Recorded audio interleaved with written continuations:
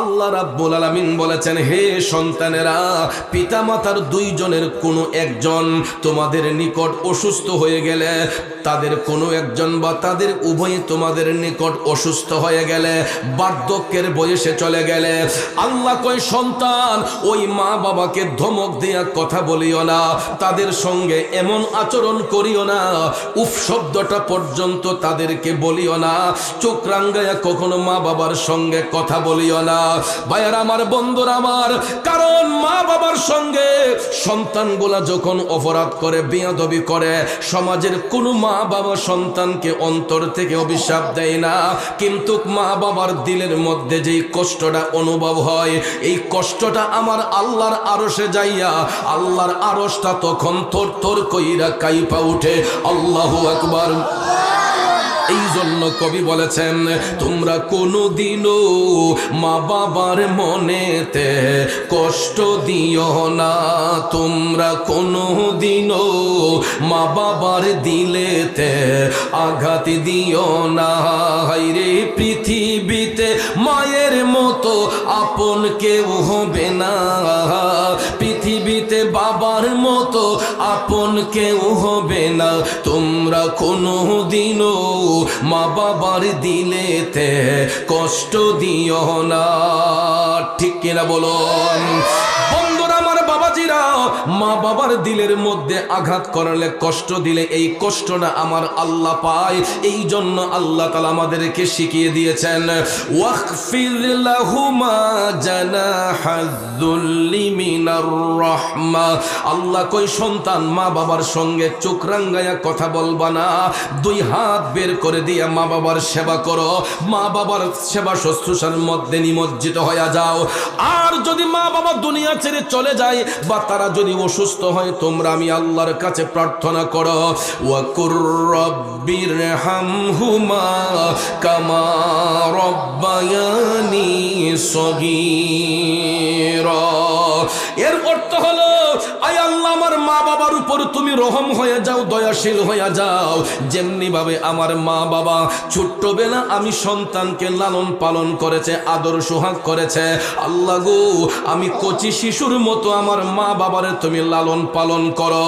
বাবাজিরা আমার, এই আয়াতে পাকের ব্যাখ্যা দিতে যাইয়া তাফসীর রুহুল বয়ান প্রমাণ করেছে, সন্তান যখন চোখের পানি ছাইরা আমার আল্লাহর কাছে যখন এই অ্যাপ্লিকেশন করে, আমার আল্লাহ কয় ওই সন্তানের চোখের পানিটা জমিনে পড়ার আগেই আমি আল্লাহ তার মা বাবার রুহের উপর খুশি হইয়া যাই।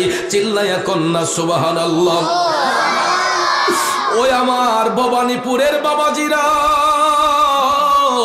এ যুবক বন্ধুরা রে, এই সামিয়ানার নিচে আজকে যে সন্তানগুলা বসেছে, এরা বড় ভাগ্যবান রে, কারণ এই মাহফিল হওয়াতে শুধু আমরাই আজকে খুশি না, ওই এলাকার কবরবাসী রুহগুলো আজকে আরো বেশি খুশি।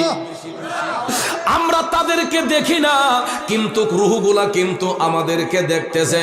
আজকে যারা মা হারাইয়া বসছো, আজকে যারা বাবা হারাইয়া বসছো, ওই বাবার রুহটা সন্তানের দিকে তাকাই আছে রে, ওই মা রুহটা সন্তানের দিকে তাকাই আছে। কখন মাহফিলটা শেষ হবে, হুজুর কখন হাত উঠাইয়া সবাই নিয়ে বলবে, ওয়াকুর রব্বিরহামহুমা কামা রব্বায়ানি সগীরা। ওই ডাক্তার অপেক্ষা করতেছে কবরবাসীরা। এই জন্য ওই সামিয়ানার নিচে আজকে যেই সন্তানগুলা বাবা হারাইয়া, মা হারাইয়া, স্বজন হারাইয়া বসছে গো, এরা বড়ই ভাগ্যবান। কিন্তু তাকাইয়া দেখেন ওই মাহফিলটাকে ঘিরে আজকে কত মানুষ গিয়ে দেখেন রাস্তায় ঘোরাঘুরি করতেছে, কত মানুষ গিয়ে দেখেন রাস্তার মোড়ে বৈশা মোবাইল ফোনে ছক্কা খেলতেছে। আর আমরা নবীর প্রেমিক গুলাকে আল্লাহ তাআলা এই মুহূর্তে দুনিয়ার অপকর্ম থেকে দূরে রেখে একটা সুন্দর পরিবেশে বসার সুযোগ দিয়েছেন। কথা কোন ঠিক কিনা? আরে মা বিনে বান্ধব নাই রে, মা বিনে বান্ধব নাই রে, এই যে সোনার দুনিয়ায়, ভেবে দেখো কি করছো এই মায়ের লাগিয়া, ভেবে দেখো কি করছো এই মায়ের লাগিয়া। যুবক বন্ধুরা, একটা বার শৈশবের কথা চিন্তা করো রে। বয়সটা যখন আমার 1 মাস 2 মাস 3 মাস 2 বছর পর্যন্ত ওই শিশু বাচ্চা মায়ের কোলে প্রস্রাব করে পায়খানা করে, অনেক সময় দেখা যায় শীতের দিনে একটা কাপড় ভিজাইয়া দিছে, মা এটা খুইলা আরেকটা কাপড় পরাইয়া দিছে। এই রকম ভাবে যুবক দেখবা ছোট্ট শিশুগুলাকে এই শীতের দিনে ঘন ঘন বাচ্চা প্রস্রাব করার কারণে পায়খানা করার কারণে ওই মা চুলার মধ্যে গরম পানি কইরা গরম পানি দিয়া বাচ্চার গায়ে ঠান্ডা না লাগার জন্য ওই বাচ্চাটার প্রতি কত যত্ন করে একটা মা। সুন্দর করে দেখবেন তেল সাবান দিয়া বাচ্চাটারে পরিষ্কার কইরা তুলতুলে করে আস্তে আস্তে গালি মুখে চুম্বন দিয়া সন্তানটারে মা বড় করে। কিন্তু এই সমাজের মধ্যে মায়ের আদর সোহাগ ভালোবাসা পাইয়া বড় হইয়া কোন সন্তান চোখ রাঙ্গাইয়া মা বাবার সাথে কথা বলে, মা বাবার শরীরের উপর আঘাত করে। এ বন্ধু, ওই সমস্ত লোকগুলার কবরের মধ্যে জাহান্নামের আগুন জ্বলে। যেই সন্তানগুলা মায়ের উপর হাত উঠায়, বাবার উপর হাত উঠায়, যেই সন্তানগুলা মার সাথে বিয়াদবি করে, বাবার সাথে বিয়াদবি করে, ওই সন্তানগুলাকে আমার মদিনার কামলিওয়ালা নবী জাহান্নাম দেখতে যখন গিয়েছিলেন তখন রসুল দেখেছেন এদেরকে আল্লাহ কবরের ভিতর জাহান্নামের আগুন দিয়া জ্বালায়। কারণ জানতে চাইলে জিবরাইল আলাইহিস সালাম বলেছিলেন, নবী গো, এরা আপনার উম্মতের মধ্যে একদল লোক দুনিয়ার জমিনে এরা মা বাবার মনে কষ্ট দিত, আঘাত দিত। তাইলে যুবক আপনারা বলুন, মাতা পিতার সম্মান দেওয়া দরকার আছে না নাই? কথা কোন আছে না নাই? এবার দেখেন হাদিস শরীফের মধ্যে আমার দয়াল নবীজি কেমনে মা বাবাকে সম্মানিত করেছেন। আন আবি হুরায়রা রাদিয়াল্লাহু তাআলা আনহু জাআ রাজুলুন ইলা রাসূলুল্লাহি সাল্লাল্লাহু আলাইহি ওয়াসাল্লাম ফাকালা ইয়া রাসূলাল্লাহ সাল্লাল্লাহু আলাইহি ওয়াসাল্লাম মান আহাক্কু বিহুসনি সাহাবাতি ক্বালা উম্মুকা ক্বালা সুম্মা মান ক্বালা উম্মুকা ক্বালা সুম্মা মান ক্বালা উম্মুকা ক্বালা সুম্মা মান ক্বালা সুম্মা আবুকা মুত্তাফাকুন আলাইহি। চিৎকার মেরে কি সুবহানাল্লাহ বলবেন না? বুখারী এবং মুসলিম শরীফের হাদিস। হযরতে আবু হুরায়রা রাদিয়াল্লাহু তাআলা আনহু হাদিস কানা বর্ণনা করেছেন। তিনি বলতেছেন, আমার দয়াল নবীর একজন সাহাবী দয়াল নবীর কদম মুবারকে যাইয়া নবীর কদমে আরজ করলেন, ইয়া রাসূলুল্লাহ, নবী গো, মান আহাক্কু বিহুসনি সাহাবাতি, আমার কাছে সবচাইতে উত্তম আচরণ পাওয়ার অধিকারী এই পৃথিবীর মধ্যে কে? জবাবে রাসূল বললেন, উম্মুকা, তোমার মা। সুবহানাল্লাহ কোন? সাহাবী আবার বললেন, ক্বালা সুম্মা মান, ইয়া রাসূলুল্লাহ, তারপরে কে? দ্বিতীয়বার আমার দয়াল নবী আবারও বললেন, উম্মুকা, তোমার মা। সাহাবী তৃতীয়বার আবার প্রশ্ন করলেন, নবী গো, সুম্মা মান, তারপরে কে? রাসূল বললেন, উম্মুকা, তোমার মা। কয়বার? সাহাবী চতুর্থবার আবার প্রশ্ন করলেন, ইয়া রাসূলুল্লাহ, তারপরে কে? চতুর্থ প্রশ্নের জবাবে দয়াল নবী বললেন, সুম্মা আবুকা, অতঃপর তোমার বাবা। বাবার কথা কয়বার? মায়ের কথা কয়বার? এখন প্রশ্ন হলো, বাবার কথা একবার বলাতে কি বাবা ছোট হয়ে গেছেন? মায়ের কথা 3 বার বলাতে কি মা অনেক বড় হয়ে গেছেন? ভবানীপুরের বন্ধুরা, বাবাজিরা, আমার দয়ার সাগর নূর নবীজি মা দুঃখিনীকে 3 বার সম্মান দেওয়ার পিছনে একটা কারণ রেখেছেন। বাবার সম্মান একবার হওয়ার পিছনে একটা কারণ আছে। ওই 4টি কারণের আলোচনা করে আজকে মাহফিল শেষের দিকে নিয়ে যাব। শেষ পর্যন্ত বসতে রাজি আছেন না নাই?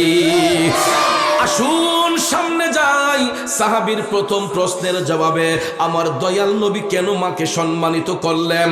এ বন্ধুরা, আমার বাবাজিরা, প্রথমবার সম্মানিত হওয়ার একটাই কারণ, বাবার সঙ্গে যখন মায়ের পবিত্র বন্ধন হয়েছে, আল্লাহ রাব্বুল আলামিন তখন ওই মায়ের ভবে সন্তানকে দান করে। ঠিক কি না?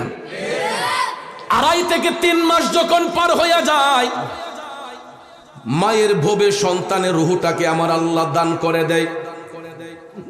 এরপরে মায়ের রক্ত মাংস খাইয়া ওই বাবুটা আস্তে আস্তে মায়ের পেটে বড় হতে থাকে। লক্ষ্য করে দেখবেন 7 মাস 8 মাস যখন পার হয়ে যায়, বাচ্চা গর্ভে নিয়া অনেক মায়ের চেহারাটা মলিন হয়ে যায়, অনেক মায়ের হাতগুলা চিকন হয়ে যায়, পাওগুলা চিকন হয়ে যায়। আবার অনেক সময় দেখবেন 7 মাস 8 মাস যখন পার হয়ে যায়, মা দুঃখিনীর হাতে পায়ে মুখে পানি আইসা সারাটা শরীর ফুলিয়া যায়। ঠিক না বেঠিক? আমাদের মতো সন্তানদেরকে গর্ভে নিয়া মা ঠিক মতো বিছানার মধ্যে কাট হইয়া শুইতে পারে না। ডাইনে গেলে বাচ্চার গায়ে নাকি কষ্ট হয়, বামে গেলে বাচ্চা নাকি কষ্ট পায়, চিত হইয়া শুইলে মার মনে শান্তি হয় না।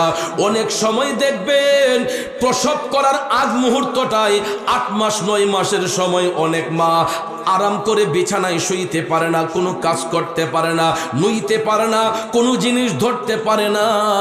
কারণ বাচ্চার গায়ে না জানি আঘাত লাগে, বাচ্চার না জানি নিমুন্না লেগে যায়, ঠান্ডা লেগে যায়। এই জন্য দেখবেন ওই মা বাচ্চাকে গর্ভে নেওয়ার পরে ঠিক মতো খায় না, ঠিক মতো ঘুমায় না। শেষ পর্যন্ত দেখা যায় মায়ের যখন প্রসব ব্যথা শুরু হয়, অনেক সময় 9 মাসের সময়, অনেক সময় 10 মাস 10 দিন যখন পার হয়, ওই মায়ের যখন প্রসব ব্যথা হয়, বাজান রে, প্রসব ব্যথা এমন একটা ব্যথা, আমার দয়াল নবী হাদিস শরীফের মধ্যে বলেছেন, পৃথিবীটা কিয়ামত হলে যেই রকম মনে হয়, একটা বাচ্চা যখন মায়ের লজ্জাস্থান দিয়া প্রসব হয়, তখন মায়ের কাছে ঠিক এই রকম মনে হয়। নরমাল ডেলিভারির মাধ্যমে যেই মা বাচ্চা প্রসব করে, ওই মাটাকে গিয়ে জিজ্ঞেস করবেন, মাগো তোমার লজ্জাস্থান দিয়ে যে বাচ্চাটা যে প্রসব করলা, মাগো ব্যথাটা কেমন হইছে? অনেক মা দেখবেন বাচ্চা প্রসবের সময় অজ্ঞান হইয়া যায়, সেন্স হারা হইয়া যায়। ঠিক না বিঠে? আরে মায়েরও প্রসবের কালে বুক ভাইসা যায় নয়ন জলে রে, ওমা সন্তানের লইয়া কুলে ভুলে প্রসব যন্ত্রণা, দুঃখের দরদি আমার জনম দুঃখী মা, গর্ভধারিণী মা, জনম দুঃখিনী মা, দুঃখের দরদি আমার জনম দুঃখী মা। খারাপ লাগতেছে ভাইয়েরা, এ যুবক বন্ধুরা, আমার বাবাজিরা গো, ওই সন্তান প্রসবের সময় মায়ের কাছে এমন মনে হয় যেন পৃথিবীটা কিয়ামত হইয়া গেছে। এরপরেও দেখবেন যখন বাচ্চা প্রসব হওয়ার পরে মায়ের নাভি থেকে বাচ্চার নাভিটা যখন কাটা হয়, ওই বাচ্চাটাকে দেখবেন পানি দিয়া ধুইয়া একটা টাওয়াল দিয়া মুড়াইয়া দাইমা যখন মায়ের বুকের মধ্যে নিয়ে তুইলা দেয়, মায়ের কোলে যখন তুইলা দেয়, মা যখন বাচ্চার দিকে তাকায়, মা যখন বাচ্চার চেহারার দিকে তাকায়, ওই মা তখন বলে না যে আমার ছেলে কালো হইছে, আমার ছেলে ফর্সা হইছে, আমার ছেলে শ্যামবর্ণ হইছে, আমার মেয়ে শ্যামবর্ণ হইছে, কালো হইছে। এই রকম কোন কালারের দিকে মা নজর করে না। যেই কোনো কালার হোক, নাক বুচা হোক, চোখ বাঁকা হোক, মুখটা বাঁকা হোক, মা যখন বাচ্চাটারে কোলের মধ্যে নেয়, ওই বাচ্চার চেহারার দিকে তাকানোর সাথে সাথে 10 মাস 10 দিনের প্রসব বেতার জ্বালা দুঃখিনী মা সেকেন্ডের মধ্যে ভুলে যায়। ঠিক না বেঠে? এই জন্য কবি বলেছেন, আমার মায়ের মতো আপনজন, মায়ের মতো আপনজন ত্রিভুবনে নাই, মায়ের কদমের নিচে জান্নাত দিলেন খোদায়ে, মায়ের কদমের নিচে জান্নাত দিলেন খোদায়ে। একটা জবানও বন্ধ রাখবেন না, চিৎকার মেরে বলুন আল্লাহু আকবার। জগতের বন্ধুরা রে,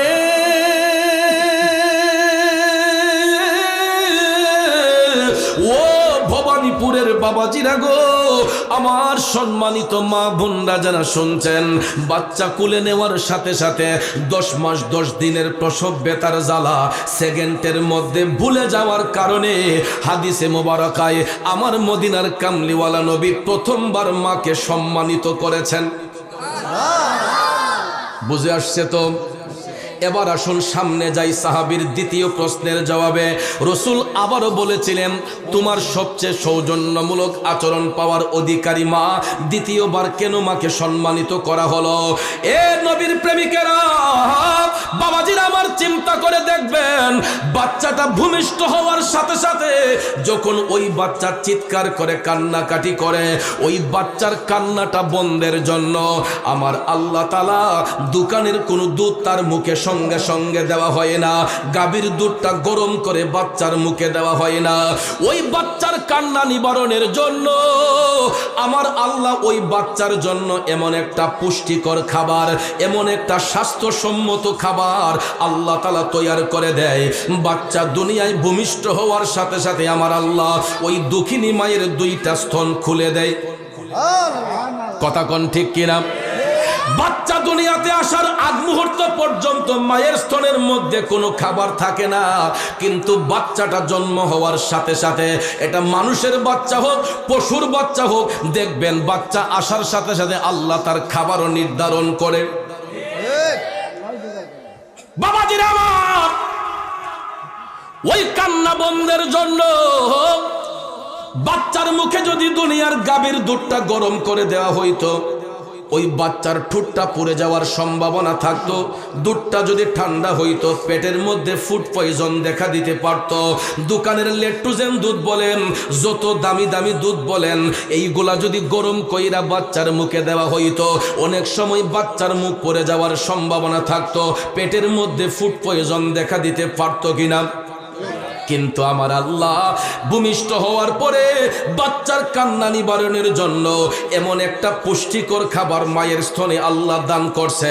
এটা শুকনাও নয়, ভারীও নয়, পাতলাও নয়, বেশি ঘনও নয়, বাচ্চার উপযুক্ত খাবার হিসেবে আমার আল্লাহ এটারে এত সুন্দর মডিফাই কইরা বাচ্চার মুখে দেয় গো। ওই বাচ্চাটা মায়ের দুধটা মুখে দেওয়ার সাথে সাথে অটোমেটিকলি তার কান্নাটা বন্ধ হয়ে যায়। ঠিক এনে কত সুখ, 2 বছর পান করালেন মায়ের বুকের দুধ, কোলে বুকে নিয়ে আমায় দিলেন কত সুখ। কিভাবে সেই মাকে ছেলে মন্দ কথা বলে, মা কেন এত দামি জানে না সকলে, জানতো যদি পড়তো দেখে কোরআন হাদিস খুলে। একটি হজের সওয়াব মিলে মাকে একবার দেখিলে, দেখিলে মা কেন এত দামি জানে না সকলে। কথা বলেন ঠিক কিনা? আব্বাজির আমার, ওই জন্মের পর থেকে 2 থেকে 2.5 বছর পর্যন্ত ছেলে হোক মেয়ে হোক মায়ের স্তন থেকে আমরা দুধ পান করি কি করি না? কথা বলেন, করি কি করি না? জন্মের পরে 2 থেকে 2.5 বছর মায়ের স্তন থেকে দুধ পান করি। এই জন্য আমার মদিনার কামলিওয়ালা নবী বলেছেন, পৃথিবীর সন্তানেরা মৃত্যুর আগের দিন পর্যন্ত, মৃত্যুর আগের দিন পর্যন্ত সন্তানগুলা যদি মায়ের গোলামি করে, পৃথিবীর কোনো সন্তান ওই মায়ের একটা ফুটা দুধের ঋণ শোধ করতে পারবে না। মায়ের একদার দুধের দাম কাটিয়া গায়ের চাপ, পাপোশ বানাইয়া ঋণের সুদ হবে না। এমন দরদি ভবে কেউ হবে না আমার মা গো। ঠিক কিনা বলেন? যুবক বন্ধুরে, বড় দুঃখ লাগে, কষ্ট লাগে, সন্তানগুলা যখন উপযুক্ত হইয়া যায়, রোজগারি হইয়া যায়, যেই বয়সটাতে মা বৃদ্ধ হইয়া যায়, বাবা বৃদ্ধ হইয়া যায়, ওই সময় আইসা দেখি আমরা সন্তানগুলা মা বাবারে নিয়ে ভাগাভাগি করি। বড় মিয়া কয়, মাইজুম মিয়া তুমি বাপরে খাওয়াইও, মাইজুম মিয়া কয় তুমি আম্মারে খাওয়াইও। আবার 1-2 মাস খাওয়ানোর পরে মাইজুম মিয়া কয় করে, আমার বেশবা তুই ওন খাওয়াইছ আম্মারে। কথা কোন ঠিক না ঠিক? একটাবার তোমার শৈশবের কথা মনে করো, যখন তোমরা 3-4টা ভাই বোন পড়াশোনা করছো, বাবার হোটেলে খাইছো। বাবা তো ইচ্ছে করলে পারতো একটা ছেলেরে এতিমখানায় দিতে, একটা ছেলেরে পারতো অন্যের বাড়িতে ফাটাইতে, কিন্তু বাবাজির আমার ওই বাবা নিজে কষ্ট কইরা 3টা 4টা ছেলে মেয়েরে মানুষের মতো মানুষ বানাইছে। 3টা 4টা ছেলে মেয়েরে খাবার দাবারের খরচ জোগাইয়া, পড়াশোনার খরচ জোগাইয়া মানুষের মতো মানুষ কইরা দিছে। আর ওই বাবাটা বৃদ্ধ হয়ে গেছে সংসারের হাল ধরতে ধরতে, সংসারে খাটনি খাটতে খাটতে মা বৃদ্ধ হয়ে গেছে, বাবা বৃদ্ধ হয়ে গেছে। যখন তাদের আরামের সময়, যখন তাদের একটু আরামের সময়, ওই সময় আইসা দেখা যায় মা বাবা সন্তানের মাথার বোঝা হইয়া যায়। রাগ করছেন নি? কথা সত্য না মিথ্যা? বাবাজিরা রে, 3 কথার বিবির ফাঁদে পইরা বাবার মনে কষ্ট দিও না, মার মনে কষ্ট দিও না। কারণ আমার আল্লাহর আযাব আসতে বেশি সময় লাগে না, আবার আল্লাহর রহমত আসতে বেশি সময় লাগে না। দয়াল নবী বলেছেন, মৃত্যুর আগের দিন পর্যন্ত মায়ের গোলামি করলে একটা সন্তানও মায়ের ঋণ শোধ করতে পারবে না, 1 ফোঁটা দুধের ঋণ শোধ করতে পারবে না। কারণ পৃথিবীর সমস্ত টাকা পয়সা যদি এক পাল্লায় হয়, মায়ের একটা ফোঁটা দুধ যদি এক পাল্লায় হয়, আমার দয়াল নবী বলেছেন ওই মায়ের একটা ফোঁটা দুধের পাল্লা আমার আল্লাহ ভারী করে দিবে। গভীর মনোযোগ। মায়ের দুধের ঋণ শোধ করার জন্য আল্লাহর একজন ওলি, যিনি অনেক চেষ্টা করেছিলেন ঋণ মুক্ত হওয়ার জন্য। আমরা পৃথিবীর সন্তানেরা সব ঋণ যদি পরিশোধ করতে পারি, একটা ঋণ কোনোদিন শোধ করা যায় না, এটা মায়ের ঋণ। ঠিক কিনা বলেন? আপনি আমার কাছে টাকা পাবেন, আমি আপনার কাছে ঋণদার, কথা কোন ঠিক কিনা? এটা দিতে হবে, এটা দিয়েও দেই। অনেক সময় দেখা যায় এরকম লেনদেন হলে এগুলা আপোষ হয়ে যায় বা সরি স্বীকার করলে মাফ হয়ে যায়, কিন্তু সন্তানগুলা একটা জায়গার মধ্যে চিরঋণী হয়ে থাকে। এটা হলো মায়ের আদালতে, যা পৃথিবীর সন্তানগুলা মৃত্যুর আগের দিন পর্যন্ত চেষ্টা করলেও পারবে না। যেমনটা পারেন নাই আল্লাহর ওলি হযরতে শেখ ফরিদ। শেখ ফরিদ রহমাতুল্লাহ আলাইহির জীবনীটা আমি পড়ে দেখলাম, তিনি এত বড় পাণ্ডিত্যের কোনো অধিকারী ছিলেন না। শেখ ফরিদ আল্লাহর ওলি, তিনি স্বাভাবিকভাবে জীবন কাটাইতেন, কিন্তু কোনোদিন কারো কাছে ঋণের মুখাপেক্ষী হতেন না। শেখ ফরিদ কোনোদিন কারো নিকট ঋণের মুখাপেক্ষী হতেন না। তিনি একজন ব্যবসায়ী মানুষ ছিলেন। সারাদিন ব্যবসা বাণিজ্য কইরা রাতের বেলা ঘরে আইসা শেখ ফরিদ চিন্তা করতেন, দেখি তো আমার কাছে কারো কোনো ঋণ আছে কিনা, আমার কাছে কারো কোনো ঋণ আছে কিনা। শেখ ফরিদ চিন্তা কইরা দেখে জানা মতে পৃথিবীর কোনো ব্যক্তি তার কাছে কোনো দেনা পাওনা নাই, জানা মতো তিনি সবার ঋণ পরিশোধ করে দেন। এই রকম ভাবে বাবাজিরা আমার প্রতিটা রাত শেখ ফরিদ রাতের বেলা শুবার ঘরে যাইয়া চিন্তা করতেন, দেখি তো আমি কারো কাছে কোনো ঋণগ্রস্ত আছে কিনা। অনেক চিন্তা ভাবনা কইরা শেখ ফরিদ ব্যর্থ হইয়া যাইতেন, জানা মতো কোনো ঋণ নাই।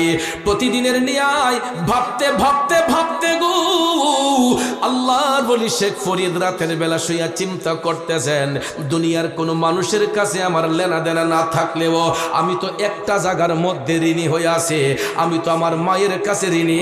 কারণ ছোট্টবেলায় আমি আমার মায়ের স্তন থেকে দুধ পান করেছি, ছোট্টবেলায় আমি আমার মায়ের স্তন থেকে দুধ পান করেছি, আমি তো আমার মায়ের কাছে ঋণী। আমার মায়ের দুধের ঋণ আমাকে শোধ করতে হবে। এই জন্য শেখ ফরিদ এটা ভাবতে ভাবতে সারাটা রাত তিনি বিছানার মধ্যে ঘুমান নাই, ছটফট করতেছে। ছটফট করতে করতে করতে বাবাজির আমার রাত যখন শেষ হইয়া গেল, ঠিক ফজরের পূর্ব মুহূর্তে হঠাৎ করে মসজিদের এলান শোনা যাচ্ছে, আসসালাতু খায়রুম মিনান নাওম।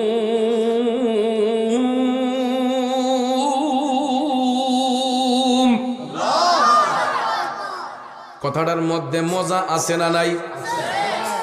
এই কথার দ্বারা কি মুয়াজ্জিন সাহেব কাউরে গালি দিছে, বকা দিছে? চিকন গলায় বলুক, মোটা গলায় বলুক, যেই কোনো সুরেই বলুক না কেন, মুয়াজ্জিন সাহেব ফজরের টাইমে বলে আসসালাতু খায়রুম মিনান নাওম, ঘুম থেকে নামাজ ভালো, ঘুম থেকে নামাজ ভালো। ঠিক কিনা কোন? কিন্তু দুঃখ লাগে ওই জায়গায়, আমাদের দেশের মধ্যে এখন কিছু কিছু মানুষ কয় না আমাদের ঘুমটাই ভালো। ঠিক নেই? আমাদের দেশের মধ্যে কিছু কিছু মানুষ বলে ঘুমটাই ভালো। কেন জানেননি? বাবাজিরা আমার আল্লাহ 24 ঘন্টা দিয়েছেন, দিন রাতে 12 ঘন্টা দিন, 12 ঘন্টা রাত। দিন আমার আল্লাহ দিয়েছে রিজিকের তালাশ করার জন্য, রাত আমার আল্লাহ দিয়েছে আরামের জন্য। ঠিক কিনা? দিন আল্লাহ দিয়েছে রিজিকের তালাশ করার জন্য, রাত আমার আল্লাহ দিয়েছে আরামের জন্য। কিন্তু দেখা যায় আমরা এখন দিনের বেলা ফাহাশাই কাজের মধ্যে ব্যস্ত হই, এদিক সেদিক ঘোরাফেরা করে, বাবার হোটেলের মধ্যে খাইয়া কত যুবক যুবতী দেখবেন হাতের মধ্যে এই অ্যান্ড্রয়েড মোবাইল ফোন আছে না নাই? বাবারে যে লম্বা মুনাজাত, এই মুনাজাত যে 11টার পরে শুরু হয়, এটা শেষ হইতে হইতে ফজরের আগ টাইমে। কথা কোন ঠিক না ঠিক? এই যে মুনাজাত, মোবাইল মুনাজাত, সারাটা রাত ইডারে টিপতে আছে। কথা কোন ঠিক?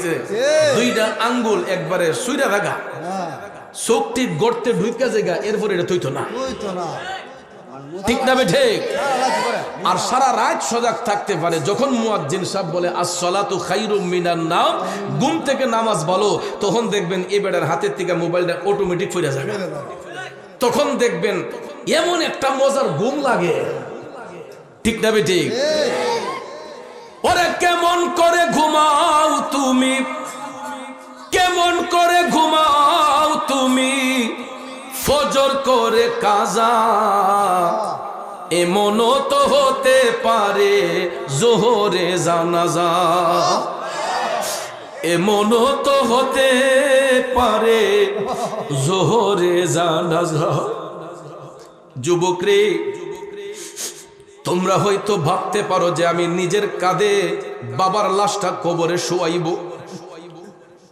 এ যুবক, এই ধারণাটা একেবারে ভুল। কারণ সন্তানের কাঁধেই শুধু পিতার লাশ বহন করা হয় না। পৃথিবীতে এমন কিছু মুহূর্ত আসে রে, অনেক সময় দেখা যায় পিতার কাঁধেও সন্তানের লাশ বহন করতে হয়। ঠিক না? শুধু সন্তানের কাঁধের মধ্যেই পিতার লাশ বহন হয় না। এমন কিছু কিছু সময় আছে, কিছু কিছু মুহূর্ত আসে, দেখা যায় পিতার কাঁধেও সন্তানের লাশ বহন করতে হয়। কাইন্দা ফানা হয়ে গেছে আব্বা, এবার গৃহস্থিতে আড়াইয়া দান্ডা বেচছে, আমার হুন্ডাটা কিনা দৌড় লাগবো। বাপ বিদেশ গেছে, কইছে আব্বা প্রথম মাসের বেতনটা পাই আমার মোটরসাইকেল কিনা দৌড় লাগবো। আসেনি? তারপরে আপনারা দেখবেন মোটরসাইকেলও বইল তো একজন মন্ত্রী মিনিস্টার। কথা কোন ঠিক না বেঠিক? আমার মনে হয় বিমানও তো স্পিডে চলে না। আর বয়সটাও আনুমানিক 15, 16, 17 এরকম 20-এর ভিতরে, 15 থেকে 20-এর ভিতরে এই বয়সটি। বাবারে বাবারে, আমার মনে হয় পিকআপ যতখান আছে, রাস্তার মাঝে যে কতলা মুড় আছে, সামনে কোনো গাড়ি আসতেছে কিনা, পিছন থেকে কিছু আসতেছে কিনা, ইতা গোনার টাইমের আর নাই। ঠিক না ঠিক? হঠাৎ করে দেখা যায় আব্বা আম্মা আমি ভৈরব থেকে আসতেছি, ভবানীপুর থেকে নতুন মোটর সাইকেলটা নিয়ে বাবার কাছে বলছে আমি ভৈরব থেকে আসতেছি। ভৈরবের কথা বইলা দেখা যায় যাইতে যাইতে নরসিংদী চইলা গেছে। ঠিক নিও? আসার সময় দেখা যায় এমন কিছু মুহূর্ত আছে রে বাজান, গাড়ি তো শুধু একটা চলে না, শত শত গাড়ি রোডের মধ্যে চলাফেরা করে। ঠিক নিও? কিছু কিছু ডিস্ট্রিক্ট গাড়ি আছে, এগুলা দেখবেন আইনা ফাললে উপরে তুলে দেয়। ঠিক না ঠিক? কিছু কিছু বড় বড় বাস আছে, আমরা যে প্রাইভেট কার চালাই মাঝে মাঝে এই প্লাস্টিক, আমরা বলে প্লাস্টিক, অথচ এই প্লাস্টিকের ভিতরে যে 2-4টা মানুষ আছে, ইটা গনার টাইম হেরান নাই। এই জন্য আমি প্রায় সময় ওয়াজ মাহফিলও বলি বড় গাড়ির চালক ভাইদেরকে যে আমরা ছোটরাও একটু হিসাব টিসাব কইরেন। আর মোটর সাইকেলও যারা চলে, এরাও মনে করে যে আমি একলই শিখিয়েছে, আমার তো মনে মনে আমি প্রধানমন্ত্রী হই। হঠাৎ করে দেখা যায় ওভার স্পিড মোটর সাইকেল দেওয়ার কারণে এগুলা গাড়ি যদি ফাঁস দিতে দেরি হয়, টান্ডা দিয়ে গিয়ে গাড়ি ফিরে এসে কয় ছাড় দিস না করে, আর উল্টা জারি দেয়। একটু শিখা শরীরে শক্তি বেশি যুবক, আর একটু শিখা তার শরীরে রক্ত গরম, আর একটু শিখা হয়তো উন্ডাত বসছে। ঠিক না বে ঠিক? হঠাৎ করে দেখা যায় ভবানীপুর থেকে ভৈরব যাইতে কোথাও অনেকগুলো আঁকা বাঁকা আছে। ওভার স্পিড দেওয়ার কারণে সামন থেকে একটা গাড়ি আইসা হালকা করে যখন পাতলা বাড়ি মারছে, দেখা যায় মোটর সাইকেলের চাক্কাটা দুইটা তিনটা উলট পালট খায়া রোডের লামায় চলে গেছে। বাবাজিরা রে, চাক্কা এক জায়গায়, তার বডি এক জায়গায়, পাউটা উইরা গেছে আরেক জায়গায়। কয়েকজন ভদ্রলোক পাশ থেকে আইসা টাইনা তুলতে তুলতে দেখা যায় ডেড বডি হয়ে গেছে। পকেটে হাত দিয়া মানি ব্যাগটা পাইছে, মানি ব্যাগটা পাইয়া ওই ঠিকানা মতো বাড়িতে ফোন দিছে, কোথায় আপনি? অমুক। কি আপনার ছেলে? জি। কয় অমুক জায়গা থেকে আপনার বাচ্চার লাশটা আইসা রিসিভ কইরা নেন। দইরা দেখবেন বাবা পাগলের মতো যায়, লাশের কাছে গিয়া বইসা মাথায় থাপাইয়া কয় আয় হাই রে, কি করলাম রে, মোটর সাইকেল তো কিন্না দিলাম না, এটা জম কিন্না দিছি, ওইটা কাল দি কিন্না দিছি। ভাই সন্তানের লাশটা বাবা কান্দা কান্দা বাড়িতে আনছে। এখন আপনারা বলুন, সন্তানের কাঁধে কি বাবার লাশ নাকি পিতার কাঁধে সন্তানের লাশ? পিতার কাঁধে সন্তানের লাশ। এই জন্য যুবক, বাহাদুরি কইর না, সলচাতুরি কইর না, শক্তি দেখায় না। এই শক্তি একদিন চুরমার হয়ে যাবে। মা বাবার মনে কষ্ট দিও না, তাদের দিলে আঘাত দিও না, কারণ একটা সংসারকে চালাইতে গিয়া বাবাটা দিনকে দিন বলে না, রাতকে রাত বলে না, এত পরিশ্রম করে গো। ওই বাবার হোটেলে খাইয়া বাবারে থ্রেট দিও না, বাবারে কষ্ট দিও না। আর আমি যেটা বলেছিলাম, ফজরের টাইমে মুয়াজ্জিন সাহেব বলছে আসসালাতু খায়রুম মিনান নাওম, ঘুম থেকে নামাজ ভালো, ঘুম থেকে নামাজ ভালো। এই কথাটা শোনার সঙ্গে সঙ্গে নামাজি ব্যক্তি যারা হয়, মুমিন ব্যক্তি যারা হয়, এরা রাইতের জাগনা হইলেও বিছানার মধ্যে পিঠ রাখতে পারে না। সাত রাইতের জাগনা হইলেও যারা ফজর ফরিন না ব্যক্তি, এরা দেখবেন অটোমেটিকলি চোখ থেকে ঘুম জাগা। কথা কোন ঠিক কিনা? যুবক ভাইয়েরা আমার, শেখ ফরিদের মা আজানের ধ্বনি শোনার সঙ্গে সঙ্গে তিনি জাগ্রত হয়ে গেলেন ফজরের নামাজ পড়ার জন্য। শেখ ফরিদ সারা রাত ঘুমাইতে পারে নাই, সারাটা রাত তিনি ঘুমাতে পারে নাই, চোখ গোলা আগুনের মতো লাল। হঠাৎ করে দেখা যায় ফজরের নামাজ পড়ে, শিশির ভেজা সকাল বেলা মা দুঃখিনী ফজরের নামাজ পড়ে কোরআন তেলাওয়াত করতেছেন। কি করতেছেন? এখন কি কোরআন তেলাওয়াত আছে? আমরাও যখন ছোটবেলা আসলাম, এটা আজ থেকে প্রায় 25-30 বছর আগের কথা বলতেছি। 25-30 বছর আগেও দেখছি, আমরা যখন ছোট ছিলাম, এদের বয়সে ছিলাম, 25-30 বছর আগেও দেখছি সকালবেলা মক্তব থেকে বাইরেছি, এমন সময় দেখছি লাম্বা বাড়ির উঠানে আমার বাপ চাচারা উঠানে চাটি বিছাইয়া তারা ফজরের নামাজ পড়া সব বাইরা মিল্লা বইয়া কোরআন শরীফ তেলাওয়াত করছে। আমার মা চাচিরা ফজরের নামাজ পড়া দেখছি তারা কোরআন শরীফ তেলাওয়াত কইরা ঘর বাড়ি ঝাড়ু দিয়া বিসমিল্লাহ কইয়া চুলায় আগুন দিছে। কথা বলেন? এখন তো লাকড়ির চুলাও না, তখন তো লাকড়ির চুলা আছিল, আর এখন ঘরে ঘরে এলপি গ্যাস। আর গ্যাসও এমন গ্যাস, আগে তো মেস টুকা দিয়ে গ্যাস জ্বালানি লাগতো, এখন মেসও লাগে না। চেয়ারম্যান সাহেব, এটা টিপ দিলেই ফালদা আগুন উঠে জায়গা। কথা কোন ঠিক না? ঠিক। ওটু চুলা, ওটু চুলা টিপটা মারলই ফালদা আগুন উঠে জায়গা। কের হাত দোয়া, কের ফাও দোয়া, চোখ কষলাইয়া সারা রাত টেলিভিশন দিকা, মোবাইল টোবাইল টিপা 9টা-10টা বাজে, এমন সময় চোখ কষলে গিয়ে আগে টিপ মারছে। এখন খাবার খাইয়া বাইসাবে কইতা কিতার আনছে কুস্তা মজা না, শ্বশুরে কইতাছি কিতার আনছে কুস্তা মজা না। মজার কাম করছি না আমরা, মজার কাম করলে না মজা লাগতো। খাবারের একটা তরতিব আছে মিয়া, কথা কোন ঠিক কিনা? খাবার খালি মহিলারা রানলেই হইতো না, ওই মহিলা দেখতে হবে তার আমলি কিনা, নামাজি কিনা, তার মধ্যে পবিত্রতা আছে কিনা। কারণ রান্নার মধ্যে, রান্না ও খাবারটা আল্লাহর নিয়ামত। আর তুহুরু শাত্রুল ইমান, পবিত্রতা হইছে ইমানের অঙ্গ। চুলায় যাওয়ার আগেও উজু করে যাইতে হবে। তাইলে একটা পবিত্র অবস্থায় একজন মা বোন যখন চুলার মধ্যে রান্না করবে বিসমিল্লাহ শহীদ, দেখবেন এটা শুটকির ভর্তা হইল, এটা খাইতে অমৃত লাগবে। কথা কোন ঠিক কিনা? এই জন্য ভাইয়ার আমার, বেনামাজির হাতের খাবার মজা থাকে না, বেনামাজির হাতের কোনো জিনিসের মধ্যে বরকত থাকে না, বেনামাজির ঘরের মধ্যে আল্লাহর রহমত থাকে না। এই জন্য যুবক ভাইয়েরা শুনো রে, আল্লাহর ওলি শেখ ফরিদের মা তিনি ফজরের নামাজ পড়লেন। ফজরের নামাজ পড়িরা মা দুঃখিনী কোরআন শরীফ তেলাওয়াত করতেছে।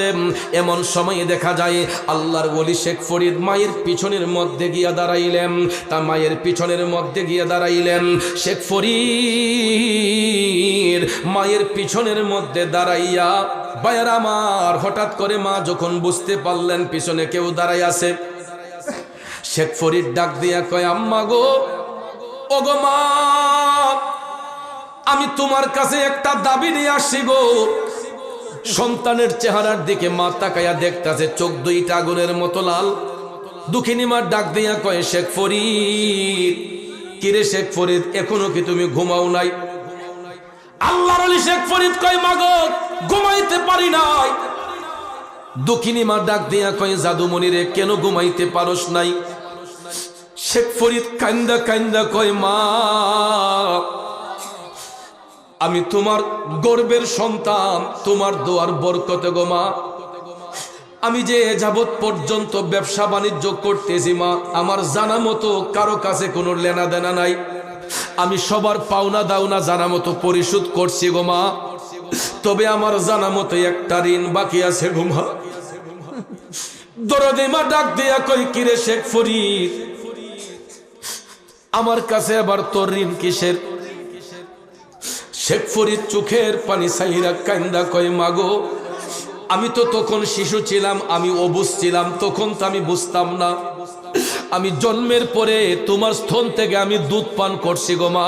তুমি তো 2 থেকে 2.5 বছর আমারে দুধ পান করাইছো মা। ওই দুধের ঋণটা আমি শোধ করতে চাই, কারণ তখন তো আমি রোজগারি ছিলাম না, চলতে পারতাম না মাগো মা। তখন তো আমার ইনকামিং সোর্স ছিল না। আমি তো তখন তোমার স্তন থেকে দুধ পান করেছি। বলো মা, এখন তো আমার টাকা পয়সা তোমার দোয়ায় আছে, কত টাকা দিলে তোমার দুধের ঋণটা শোধ হবে? আল্লাহু আকবার বলেন। আপনারা কোন তো মা কি সন্তানের টাকার পাগল, সম্পদের পাগল?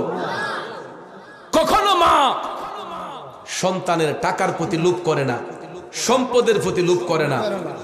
এই লোভটা থাকে ঘরের বিবি সাহেবের, ঠিক নেই? এই যে সামনে আমাদের ঈদ আসতেছে, রমজান মাস, রোজার ঈদ আমরা সবাই কাপড় চোপড় কিনা দেই না ভাই সাহেব? বাচ্চা কাচ্চা সহ বরের পরিবার, মা বাপ সবাইরে কাপড় টাপড় কিনা দেই। রোজগারি যারা, আপনি দেখেন আপনার বাবার জন্য একটা সুতি লুঙ্গি আনছেন, গেঞ্জি আনছেন, মার জন্য একটা কাপড় আনছেন, বিবি সাহেবের জন্য একটা দামি জামা আনছেন। আনার পরে আপনার আব্বা রেগে কইবেন, আব্বা আপনার লেগে একটা সুতি লুঙ্গি আনছি, আব্বা দামি একটা গেঞ্জি আনছি।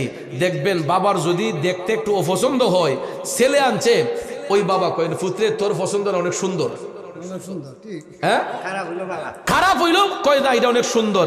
মার একটা শাড়ি দিচ্ছেন 700 টাকা দিয়ে, 1000 টাকা দিয়ে, মার যদিও এটা খারাপ লাগে দেখতে, কিন্তু সন্তানের কথা মনে করে কয়, ফুত তোর অত সুন্দর চয়েস কেমনে হইল, তোর অত সুন্দর চয়েস কেমনে আল্লাহ দিল। তখন দেখবেন সন্তানের মন খুশি করার জন্য মা তার মনে সান্ত্বনা দিয়া কয়, ফুত অনেক সুন্দর হয়েছে। কিন্তু ঘরের বিবি সাহেবরে যদি 3000 4000 টাকা জামাই না দেন, এটা সুতার মাঝে 2 হালি টিপ্পা সাইরা কয়, ইতার যোগ্য আমি। কথা কোন ঠিক না বেঠিক? হ্যাঁ, ইটার যোগ্য আমি কইয়া দেখবেন জারি মেরে ফালাই দেয়। আমার মনে হয় গায়ে বাসুর সব দিল, এটার মন রাখুন যেত না, ঠিক নিও কা। কিন্তু মারে যদি আপনি অল্প কিছু দেন, কিছু যদি নাও দেন, শুধু মন থেকে যদি মারে মা কইয়া ডাক দেন, বাবা কইয়া ডাক দেন, তারপরও মার মন খুশি হয়, বাবার মন খুশি হয়। এ যুবক বন্ধুরা, মা সন্তান সম্পদ চাই না, ধন দৌলত কিছুই চাই না রে। শেখ ফরিদ ডাক দিয়া কয়, মা কথা বলো না কেন? টাকা যদি না চাও আমি তোমার সম্পদ লিখে দিব, সম্পদ যদি না চাও আমি কেমনে তোমার দুধের ঋণ শোধ করব? সন্তানের মুখে এই কথা শুই না মায়ের বাক শক্তি বন্ধ হয়ে গেছে। মা কথা বলা বন্ধ হয়ে, বলো মা তোমার দুধের ঋণটা শোধ হইছে নি? মায়ের চোখের পানিগুলা গড়াইয়া গড়াইয়া পড়তেছে। অনয় বিনয় করে শেখ ফরিদ যখন বলতেছে, মা বলো না তোমার দুধের ঋণ শোধ হইছে নি? একবার দুইবার তিনবার বলার পরে শেখ ফরিদের মা একটা চিৎকার মেরে বলতেছে, শেখ ফরিদ এ জাদুমণি কেন এত পাগলামি করতাছো?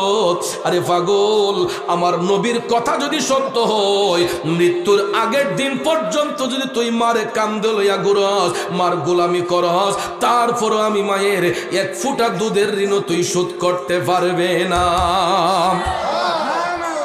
মায়ের একদার দুধের দাম কাটিয়া গায়ের চাম, পাপোশ বানাইয়া ঋণের সুদ হবে না। এমন দরদি ভবে কেউ হবে না আমার মা গো। কষ্ট হইতেছে আমার বাবাজিরা, গভীর মনোযোগ মনোযোগ। এই কথাটা শোনার সঙ্গে সঙ্গে শেখ ফরিদ অজ্ঞান হইয়া গেল, সেন্স হারা হইয়া গেল। শেখ ফরিদ অজ্ঞান হইয়া হঠাৎ করে তার যখন ভারসাম্য ফিরে আসলো, সেন্স ফিরে আসলো, আল্লাহর ওলি শেখ ফরিদ কয়, আমি 12 বছর গোলামি কইরাও মায়ের এক ফুটা দুধের ঋণ যদি শোধ করতে পারলাম না, আমি মৃত্যুর আগের দিন পর্যন্ত মায়ের গোলামি করলে ওই মায়ের দুধের ঋণ শোধ হবে না। এখন থেকে আমি আর কোনোদিন মার মনে কষ্ট দেব না, আর কোনোদিন মারে এই প্রশ্ন করব না।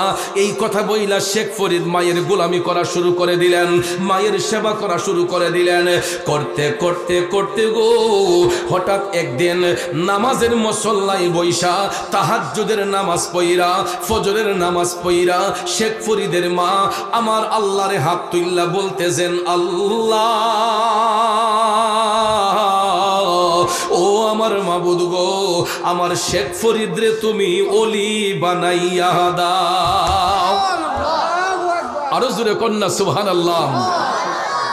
একটা কথা শুনে রাখো যুবক, আমার মদিনার কামলিওয়ালা নবী বলেছেন, পৃথিবীর সমস্ত মানুষের মোনাজাত যদি এক পাল্লায় হয়, সন্তানের জন্য দুরুদি মায়ের একটা মোনাজাত যদি এক পাল্লায় হয়, আমার দয়াল নবী বলেছেন ওই মায়ের একটা মোনাজাতের পাল্লাই বাড়ি হইয়া যায়। পাগলামি সব জায়গায় না, মার সাথে পাগলামি করতে নাই, বাবার সাথে বেয়াদবি করতে নাই। দেখতেছেন আপনার বাবার চেহারাটা কালো, দেখতেছেন আপনার মার চেহারাটা কালো, কিন্তু যুবক শুনো, কালো হোক ফর্সা হোক, আমার রসুল বলেছেন কোন সন্তান যদি মোহব্বতের নজরে একবার শুধু তার মার চেহারার দিকে মায়ার নজরে চায়, আমার আল্লাহ ওই সন্তানের আমলে একটা কবুল হজের সওয়াব লিখে দেয়। বাজান, হজ করতে বর্তমানে কত টাকা লাগে জানেননি? কমপক্ষে 3 লাগবে না, বড় হজ করতে কমপক্ষে এখন 6 থেকে 7 লক্ষ টাকা লাগে মিনিমাম। তাহলে যারা বড় হজের নিয়ত করে 2 বছর আগে নিবন্ধন করতে হয়, 3 বছর আগে নিবন্ধন করতে হয়। নিবন্ধন করার পরে এরপরে যদি সিরিয়াল ভাবে যায় অনেক সময় 2-4 বছর চলে যায়। আবার অনেকে সিরিয়াল ভাঙ্গা গেলে এই বিভিন্ন কোম্পানির সাথে হাত করলে দেখা যায় বছরে যাইতে পারে। আমি ধরলাম আপনি নিবন্ধন করে এই বছরই লগে লগে গেলেন, আপনি 6 লাখ 7 লাখ টাকা খরচ কইরা মক্কা শরীফ মদিনা শরীফ গইরা হোস কইরা আবার দেশে আসলেন। আইসা বাংলাদেশে আইসা হাজির রুমাল লাগাইয়া জুব্বা কুর্তা লাগাইয়া শাস্ত্র লবইয়া কোন যাবেন যে আমার হজটা কবুল হইছে না? হ্যাঁ না না, আমি হাজি, আমার হজ কবুল হয়েছে গা, এই গ্যারান্টি দিতে পারবো কেউ? না।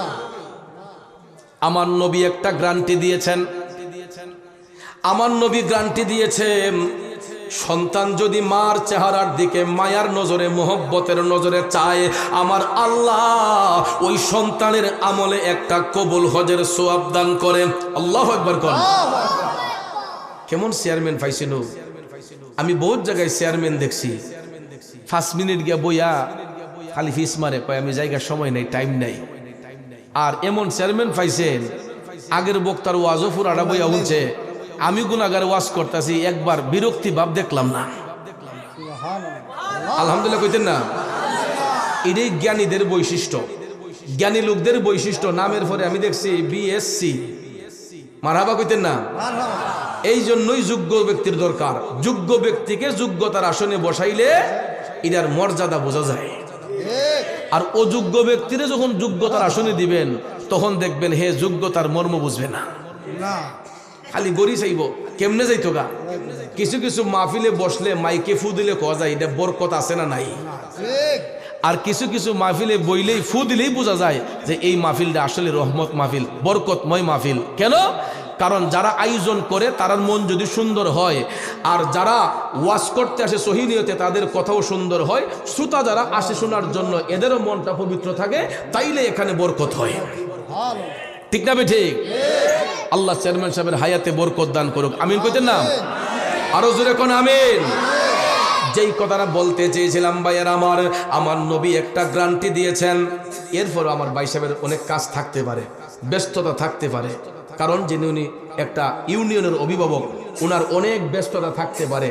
আমার কথায় আবার আপনি বৈশা থাকার দরকার নেই। যদি আপনার ইনকেস প্রয়োজন থাকে, আপনার যখন মর্জি আপনি তখনই যাইতে পারেন, আমরা আপনার সসম্মানে বিদায় দেবো। ঠিক না? আবার তো এই কথা কয়ে হুজুর আমার ফেসওয়ালা দিছে।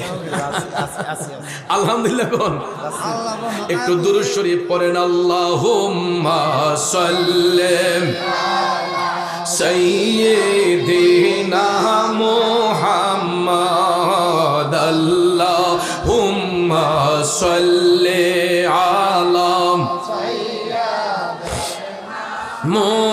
মুহাম্মাদ নাবিয়ানা শাফি মাওলানা মাহাদ নাবিয়ানা মাওলানা মুহাম্মাদ, আল্লাহুম্মা সাল্লি মাশাআল্লাহ মুহাম্মাদ নাবিয়ানা শাফি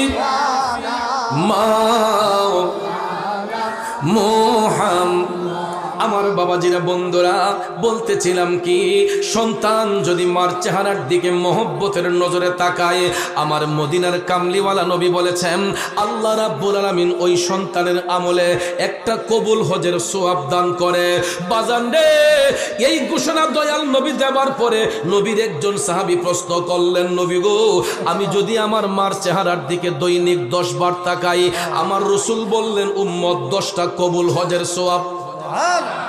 সাহাবী ডাক দিয়া কয়, নবী গো, আমি যদি দৈনিক 100 বার আমার মার চেহারার দিকে তাকাই, আমার নবী বললেন 100টা কবুল হজের সওয়াব।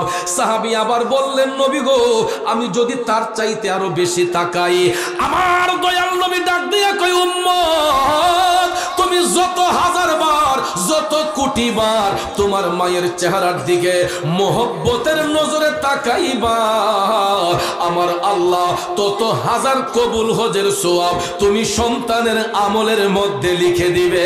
চিল্লায়া কি সুবহানাল্লাহ বলবেন না?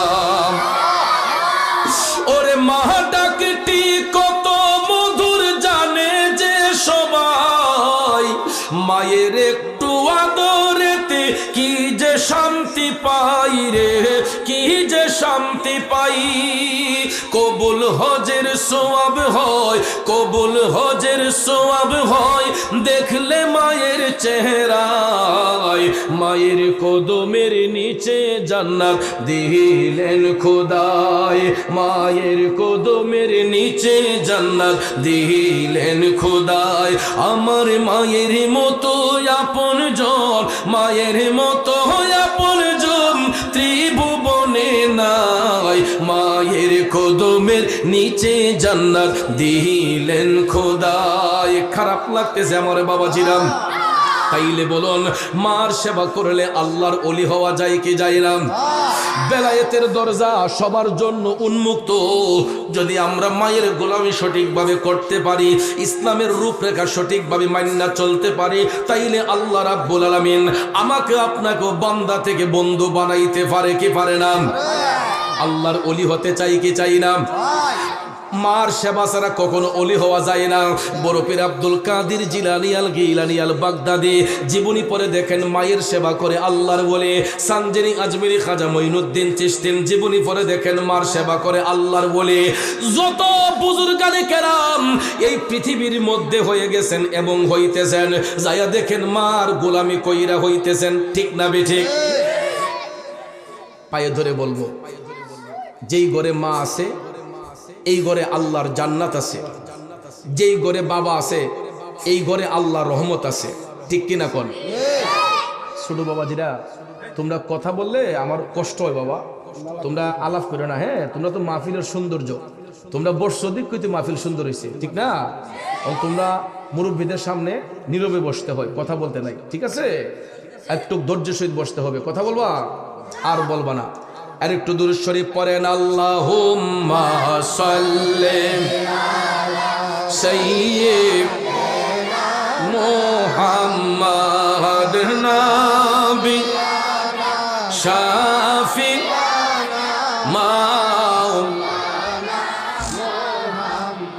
বাবাজির আমার, যেটা বলছিলাম, আল্লাহর আরেকজন বলি, ওনার নাম হচ্ছে হযরত বাইজিদ বুস্তামি। তো বাইজিদ বুস্তামি ওনার জীবনী পড়ে দেখবেন, উনিও আল্লাহর ওলি হইছেন ওনার মার দোয়ার কারণে। সুবহানাল্লাহ কন্যা। মার সেবা করলে লাভটা কিতা হয় দেখেন। আমরা সবার গড়েই মা আছে, অনেকেই মা হারাইছেন। অনেক সময় দেখবেন আমাদের মার সর্দি কাশি জ্বর ব্যথা বেদনা অনেক কিছু হয়, হয় না? বিছনার মাঝে ফইরা তাহে ফুটটা যদি তাহে গড়ো, অনেক সময় মা কবে ফুটরে আমার এই জিনিসটাই না দে, বাবা রে আমার এই জিনিসটাই না দে। মা সন্তানের কাছে চায় না। অসুস্থ মা বিছানার মধ্যে শয্যাশায়ী, বায়েজিদ বুস্তামি মায়ের সেবা করতেছেন। হঠাৎ করে দেখা যায় অসুস্থ মা বাইজিদকে বলতেছেন, বাইজিদ আমার গলাটা শুকাই আসতেছে, ও বাইজিদ আমারে একটা গ্লাস পানি আইনা দে। যখন বাইজিদ মার কথা শুনলেন, সাথে সাথে তিনি পানির গ্লাসটা হাতে লইলেন। আম্মা তুমি অপেক্ষা করো, আমি পানিটা নিয়ে আসতেছি।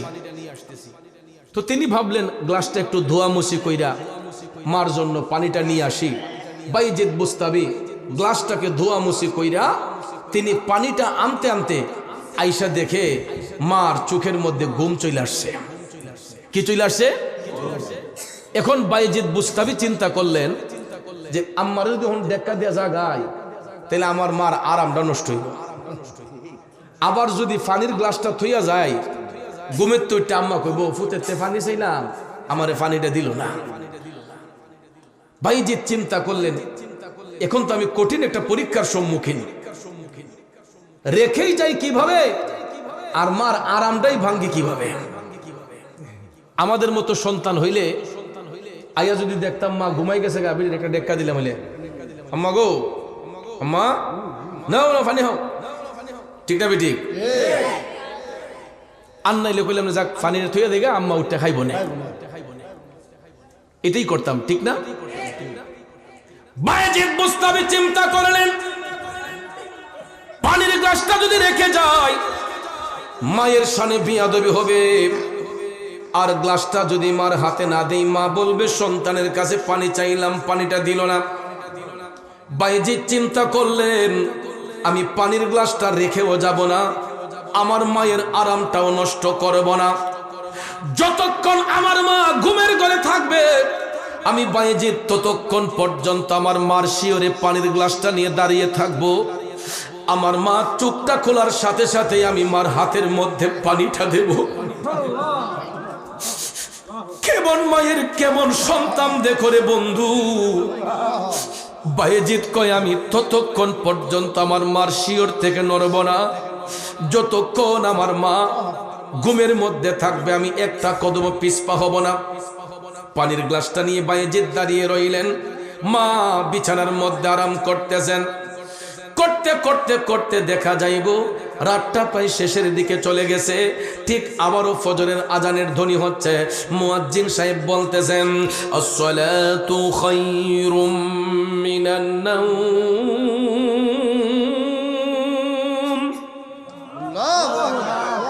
আজানের ধ্বনি শোনার সাথে সাথে বাইজিদ বুস্তাবির মা বিছানা থেকে পিঠ উঠাইয়ে ফেললেন। মার চোখ থেকে ঘুম চলে গেল। চোখটা খুলেই মা দেখতেছে বাইজিদ পানির গ্লাসটা নিয়ে মার শিয়রে দাঁড়ায় আছে, চোখ দুইটা আগুনের মতো লাল। মা ডাক দেয়া কয়, বাইজিদ, আমি তো সন্ধ্যা রাতে তোর কাছে পানি চাইলাম, এই ফজরের টাইমে তুই পানির গ্লাসটা হাতে নিয়ে দাঁড়িয়ে আসো, কিরে বাইজিদ তোর চোখ তো আগুনের মতো লাল, নিশ্চয়ই তুই আজকে রাতে ঘুমাস নাই। বাইজিদ বুস্তাবি টপ টপ করে চোখের পানি সাইরা কান্দে আর কয়, মাগো ও মা, আমি কেমনে ঘুমাইতাম গো মা, তুমি তো আমি সন্তানের কাছে পানি পান করার আবদার করছিলাম। মা, পানির গ্লাসটা ধুইয়া মুইসা আনতে আমার একটু দেরি হইছে। আমি গ্লাসটা নিয়ে আইসা দেখি তোমার চোখের মধ্যে আরাম লেগে গেছে, ঘুম লেগে গেছে। আমি চিন্তা করছি গো মা, তুমি অসুস্থ, যদি এখন তোমারে জাগাই তোমার আরামটা নষ্ট হবে, আর যদি পানির গ্লাসটা রাইখা চলে যাই তুমি মার সামনে বেয়াদবি হবে। এই জন্য মা, আমি তোমার সন্তান বাইজিদ সিদ্ধান্ত নিয়েছে, যতক্ষণ তুমি ঘুমের ঘরে থাকবা আমি একটা কদমও পিছপা হব না গো মা। যতক্ষণ তুমি ঘুমের ঘরে থাকবা আমি পানির গ্লাসটা হাতের মধ্যে নিয়ে তোমার শিয়রে দাঁড়াইয়া থাকবো, আর যখন তোমার চোখটা খুলবা ওই মুহূর্তে আমি তোমার কাছে পানির গ্লাসটা তুলে দেব, তোমার হাতে তুলে দেব। নেও মা, এখন তুমি পানি পান করো। মায়ের চোখের পানি তো অটোমেটিকলি পড়তেছে। সন্তানের এই আদব দেইখা, সন্তানের এই ভালোবাসা দেইখা মা দুকিনী ফজরের নামাজটা পড়িরা নামাজের মুসল্লায় বইসা আমার আল্লাহ পাকের দরবারে হাত উঠাইয়া কয়, আল্লাহ গো, আমার বাইজিদ রে তুমি ওলি বানাইয়া দাও। আরো জোরে কইতেন না সুবহানাল্লাহ। বন্ধুরা আমার, বাবাজিরা গো, মার সেবা করার কারণে আল্লাহ রাব্বুল আলামিন বাইজিদকে ওলি হিসেবে কবুল করে নিলেন, আল্লাহর বন্ধু হিসেবে কবুল করে নিলেন। শেখ ফরিদ মায়ের গোলামি করার কারণে আল্লাহ রাব্বুল আলামিন তাকে মার দোয়ার কারণে বন্ধু হিসেবে আল্লাহ গ্রহণ করে নিলেন। এ ভবানীপুরের বাবাজিরা, ও যুবক বন্ধুরা রে, আমরাও যদি আমাদের মা বাবার সেবা করি বান্দা থেকে আল্লাহর বন্ধু হওয়া যাবে কি যাবে না? তাইলে আজকের মাহফিল থেকে প্রতিজ্ঞা করব, অতীতে যারা মার মনে কষ্ট দিছে মাহফিল শেষ কইরা বাড়িতে যাইয়া মার পায়ে ধইরা মাফ চাইব। রাজি? মার পায়ে ধইরা মাফ চাইতে অসুবিধা আছে? কারণ কম বেশ আমরা অনেকেই যার ঘরে মা আছে মাঝে মাঝে মারে জারি মারি দিছে নি, তা কেউ না কইলেও বিশ্বাস করতাম না, অনেকেই দেয়। মার মনে কষ্ট আছে। অনেক সময় দেখা যায় বউর সল্লাত ফইরা বিড়িরে লিয়ে গেছেন গা বৈরব বাসা বাড়ি কইরা বাইক ফালে গেছেন গা, আসেনি?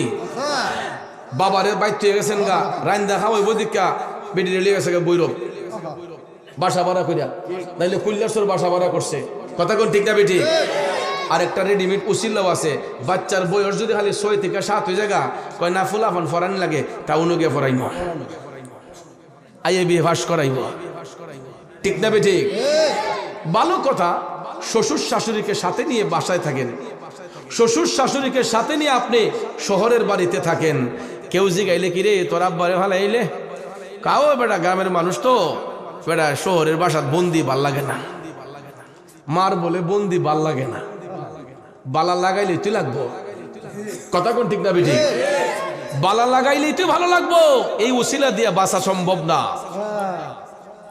আজকে ওই জায়গাগুলোকে আমরা নষ্ট করার কারণে স্ত্রী নিয়ে বাসা বাড়িতে থাকতেছেন, দেখা যায় অনেক সময় 4 লাখ 5 লাখ লইয়া ফুট গেছে কিনি।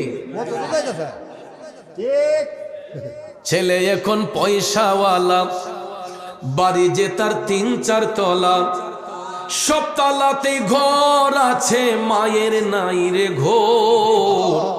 বিয়ের পরে বউ আপন, মা এখন পর।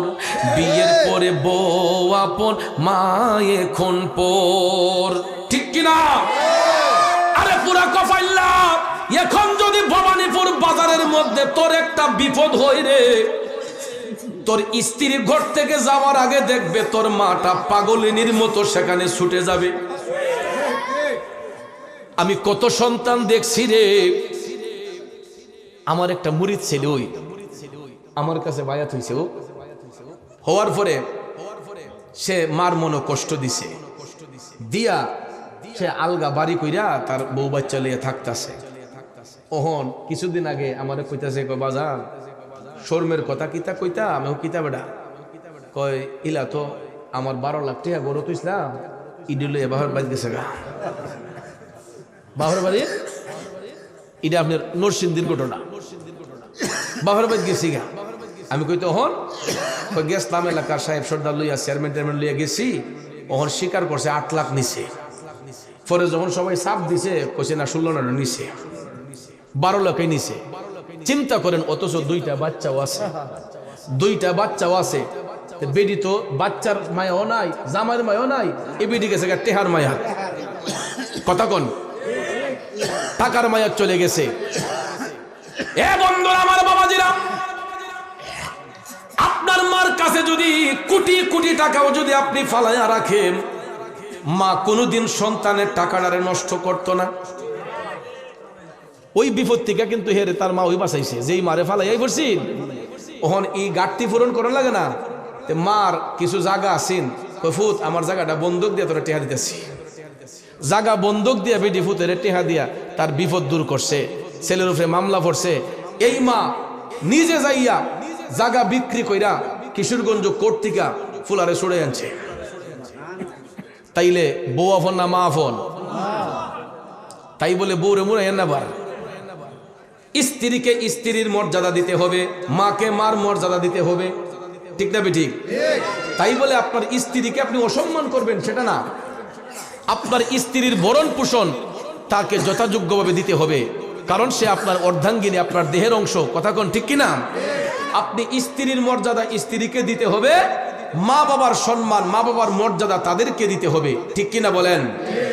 এই জন্য ভাইয়ারা আমার, পিছনে তোমরা কয়েকটা পোলা পান, তোমরা ডিস্টার্ব করতেছো বাবা, এটা ভালো না। তোমরা কি মার সন্তান না? ওই পিছনে পিছনে ওই লাল গেঞ্জি কে বলা মুরব্বীর কাছে যে বসা। এতক্ষণ কিন্তু মাহফিলের পরিবেশটা খুব শান্ত ছিল, প্রত্যেকটা মানুষের চোখে পানি ছিল। এখন কিন্তু এই মানুষগুলার শয়তানে ভর করছে। একটু দুরূদ শরীফ পড়েন, আল্লাহুম্মা সাল্লি সাইয়্যিদিনা মুহাম্মাদ, আল্লাহুম্মা সাল্লি আলা মুহাম্মাদ নাবিয়ানা শাফি মাওলানা। যেই কথাটা বলতে চেয়েছিলাম বাবাজিরা, একটু সময় দিবেন, কারণ আমি আপনার এলাকার মেহমান, আপনারা মেজবান। মেজবানের দায়িত্ব হলো মেহমানকে ইজ্জত করা।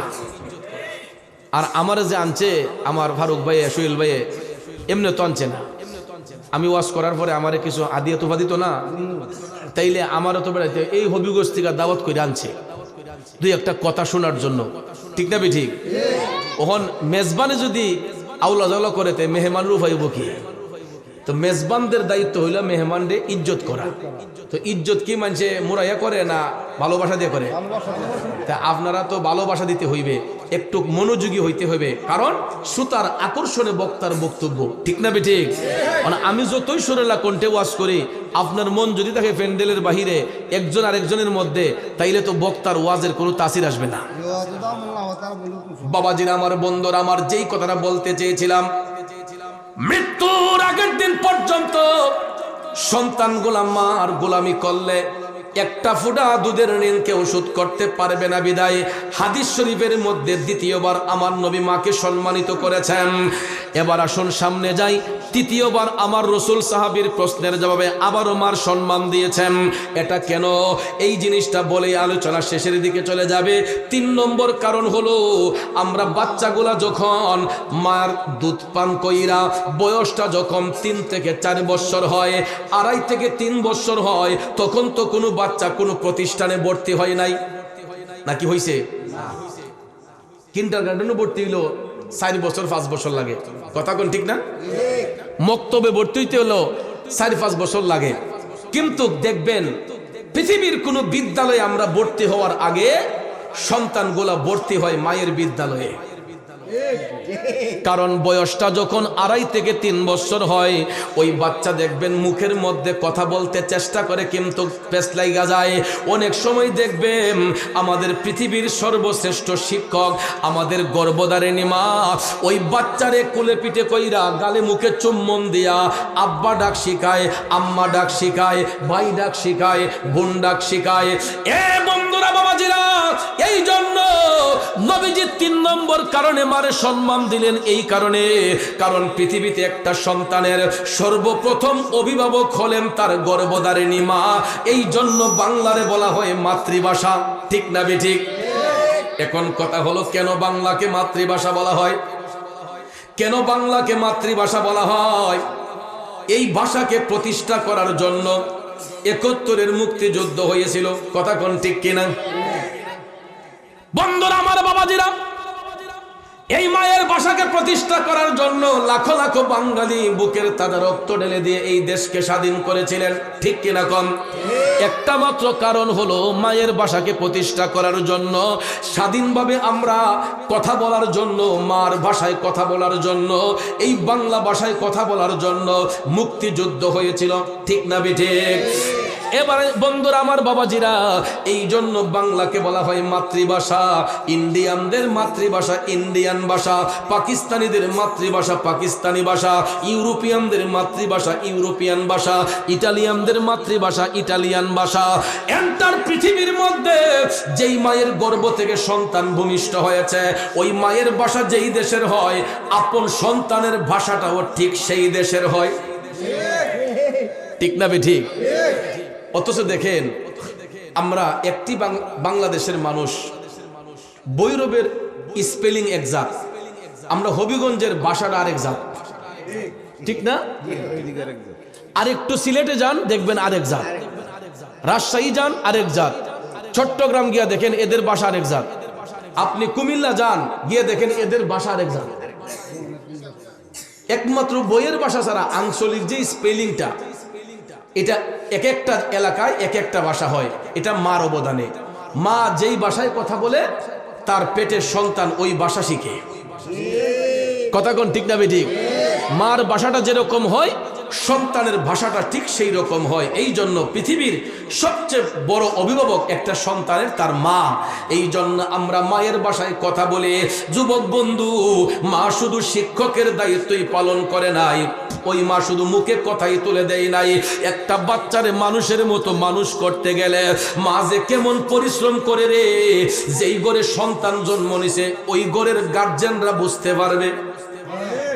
আমরা আগে বুঝতাম না, এখন যখন সন্তানের বাবা হইছি, ওখন বুঝতাছি যে বাচ্চা ফালা আর হাতি ফালাও না। বর্তমানে বাচ্চা ফালা আর হাতি ফালা সমান। বলেন হুজুর কেমনে? মহিলাদের জীবন অর্ধেক জায়গা বাচ্চার পিছে ঘুরতে ঘুরতে। এখনের বাচ্চাগুলা এই আধুনিক যুগে এটা আরো বেশি অশৃঙ্খল হয়ে গেছে না।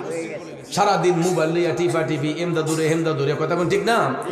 এরপরে কম্পিটিশন, এখন কম্পিটিশন। বাচ্চাগুলারে গাইডনেস করতে গেলে একটা মা দেখা যায় সকালবেলা ঘুম থেকে ওইটা ইডারে এই আপনার হাত মুখ ধোয়ানো, পরিষ্কার করন, তার পায়খানা পোশাক পরিষ্কার কইরা হাত মুখ ধোয়া, এর তেল সাবান দিয়া, শীতের কাপড় ভরাইয়া বা গরমের কাপড় ভরাইয়া, আবার স্কুল ড্রেস লইয়া এ ফিন্দাইয়া এই বাচ্চারা লইয়া স্কুলে যাওয়ান লাগে। গিয়া বাচ্চা যতখানি স্কুলে বউ আতা হে, মা ও বউ তখন লাগে। আবার এই বাচ্চারে স্কুল থেকে লই আইয়া সংসারের খাটনি খাটন লাগে, কাজ কাম করন লাগে, সংসারদারি করন লাগে, শ্বশুরের মন জোগান লাগে, শাশুড়ির মন জোগানে লাগে, জামার মন জোগানে লাগে, মেহমানতি পাইলে হেরা রসে বা শ্বশুরে করন লাগে। কথা কোন ঠিক না ঠিক? আমি ভাইয়ার আমার ম্যাডামদের দিকে এটা বুঝি, কারণ আমরা তো সবাই বাচ্চার মা হইছি, বাবা হইছে, মহিলারা মা হইছে। আমরা যারা সন্তানের বাবা হইলাম, আমি দেখতে পাইলাম যে আমাদের চাইতে বেশি কষ্ট মহিলারা ঘরের ভিতরে করে। আমরা তো বাচ্চা শুধু জন্ম দেওয়ার পরে আমরা কর্মেতে চলে যাই, কেউ ব্যবসায় বাণিজ্যে ক্ষেত খামারে কাজ করি, কিন্তু ওই বাচ্চারে আগানি মুতানি হোসানি যা কিছু আছে সবগুলা করতে হয় মা। আপনি বাবা হইয়া কয়দিন আপনার ফুতের ভাইনা পরিষ্কার করছেন? কয়দিন আপনার ফুতের পেশাবটা পরিষ্কার করছেন? কিন্তু এই 2, 2.5, 3, 4 বছর বাচ্চা নিজের হাতে পানি খরচ করার আগ পর্যন্ত ইদারে আগানি মুতানি হোসানি সব মা ওই করণ লাগছে। কথা কোন ঠিক কিনা? ওই মার মনে যারা কষ্ট দেয় আমার আল্লাহ খুশি হয় না, বেজার হয়? তবু না আমার রাগ হইল ভিজলো গুয়ে মুতে, আমারে শুকনায় রাখিয়া মাই থাকে ভিজাতে। আরে ও সুখ হইলে দেখি চায়া আমার মাই রইছে বিছানায় বইয়া রে, বলে আমায় আল্লাহ যাও গো লয়া সন্তানের নিও না, দুঃখের দরদি আমার জনম দুঃখী মা, গর্ভধারিণী মা, জনম দুঃখিনী মা, দুঃখের দরদি আমার জনম দুঃখী মা। বন্ধুরে,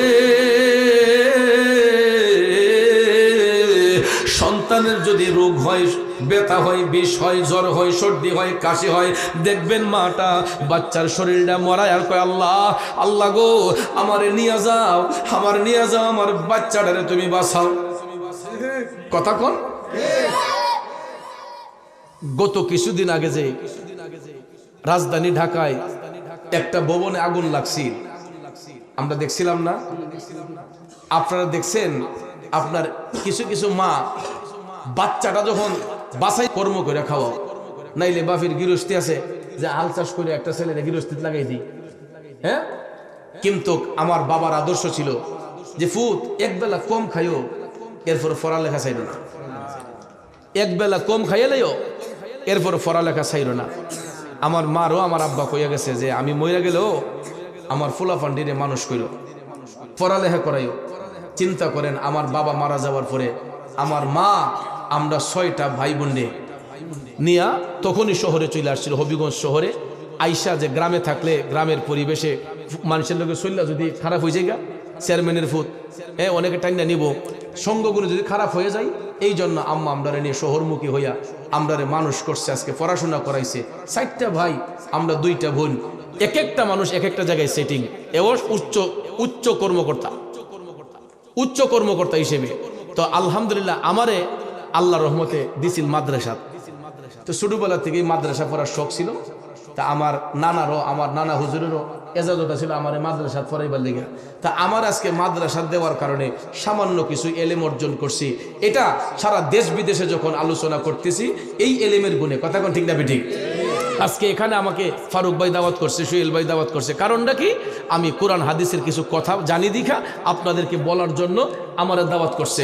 আমার মতো কত ফুলাফান দেখেন রাস্তাঘাটও ঘুরতেছে, আসে না বাবা? কিন্তু আজকে আমার জন্য শত শত মানুষ এখানে জাগ বেঁধে বসে আছেন আমার কথা শোনার জন্য, গ্রহণ করার জন্য। এটার পিছনে অবদানও আমার মা। আজকেও যখন আমি কইছি আম্মা ভৈরব ভবানীপুর এলাকায় মা ফিরে যাব, আম্মা কইতাছে ফুত রাস্তাটা ভালো নি, চুরি ডাকাতির সমস্যা আসেনি, রাস্তাঘাটের পরিবেশ পরিস্থিতি কেমন? কই ফুতরে তোমারে যারা দাওয়াত করছে হেরা রে কইও তো তোমার যাবার সময় আগ্রাই দিবার লাগিয়া। কারণ দেখেন, আপনি ঘর থেকে বাইরে আপনার মা যেমন আপনার টেনশন করে, আমরা তো মার সন্তান। আজকে ঘর থেকে বাইরেছি, আমার স্ত্রীও আমার একবার কইছে না যে কমিটির বাইরে কইন, ফারুক বাইরে কইন যে আপনার আগ্রহী দিত, সোহেল বাইরে কইন আগ্রহী দিত, কিন্তু আমার মা কিন্তু ঠিক হয়ে আমারে কইছে যে ফুত তোমার হেরা কমিটির লোকের কইও তোমার আগে দেয়। কারণ দেখেন, মা চিন্তা করে বাচ্চার গায়ে কোনো আঘাত নিয়ে আসে, বাচ্চার কোনো সমস্যা নেই হয়। এরে বন্ধু, এখন পর্যন্ত রাত 2টা, 2:30, 3টা হয়, আমার মোবাইলের মধ্যে কেউ রিংটোন বাজায় না। হঠাৎ করে রাত্রে 1:30, 2টা, 2:30টার সময় মোবাইলের মধ্যে শব্দ শোনা যায়। এত রাতে কে আমার মোবাইলে রিংটোন বাজাইল? আমি তাকাইয়া দেখি গো, আমার পৃথিবীর শ্রেষ্ঠ বন্ধু আমার মা টেলিফোনের মধ্যে রিং বাজাইতেছে। আমি রিসিভ কইরা সালামটা দেয়া কই, কি গো আম্মা, আপনার না হাই প্রেশারের রোগী, ডায়াবেটিসের রোগী, আপনি কি এখনো ঘুমান নাই? আম্মা ডাক দেয়া কই, পুত্রে তুমি নিরাপদ জায়গায় না যাওয়া পর্যন্ত কেন যেন চোখের মাঝে ঘুম লাগে না।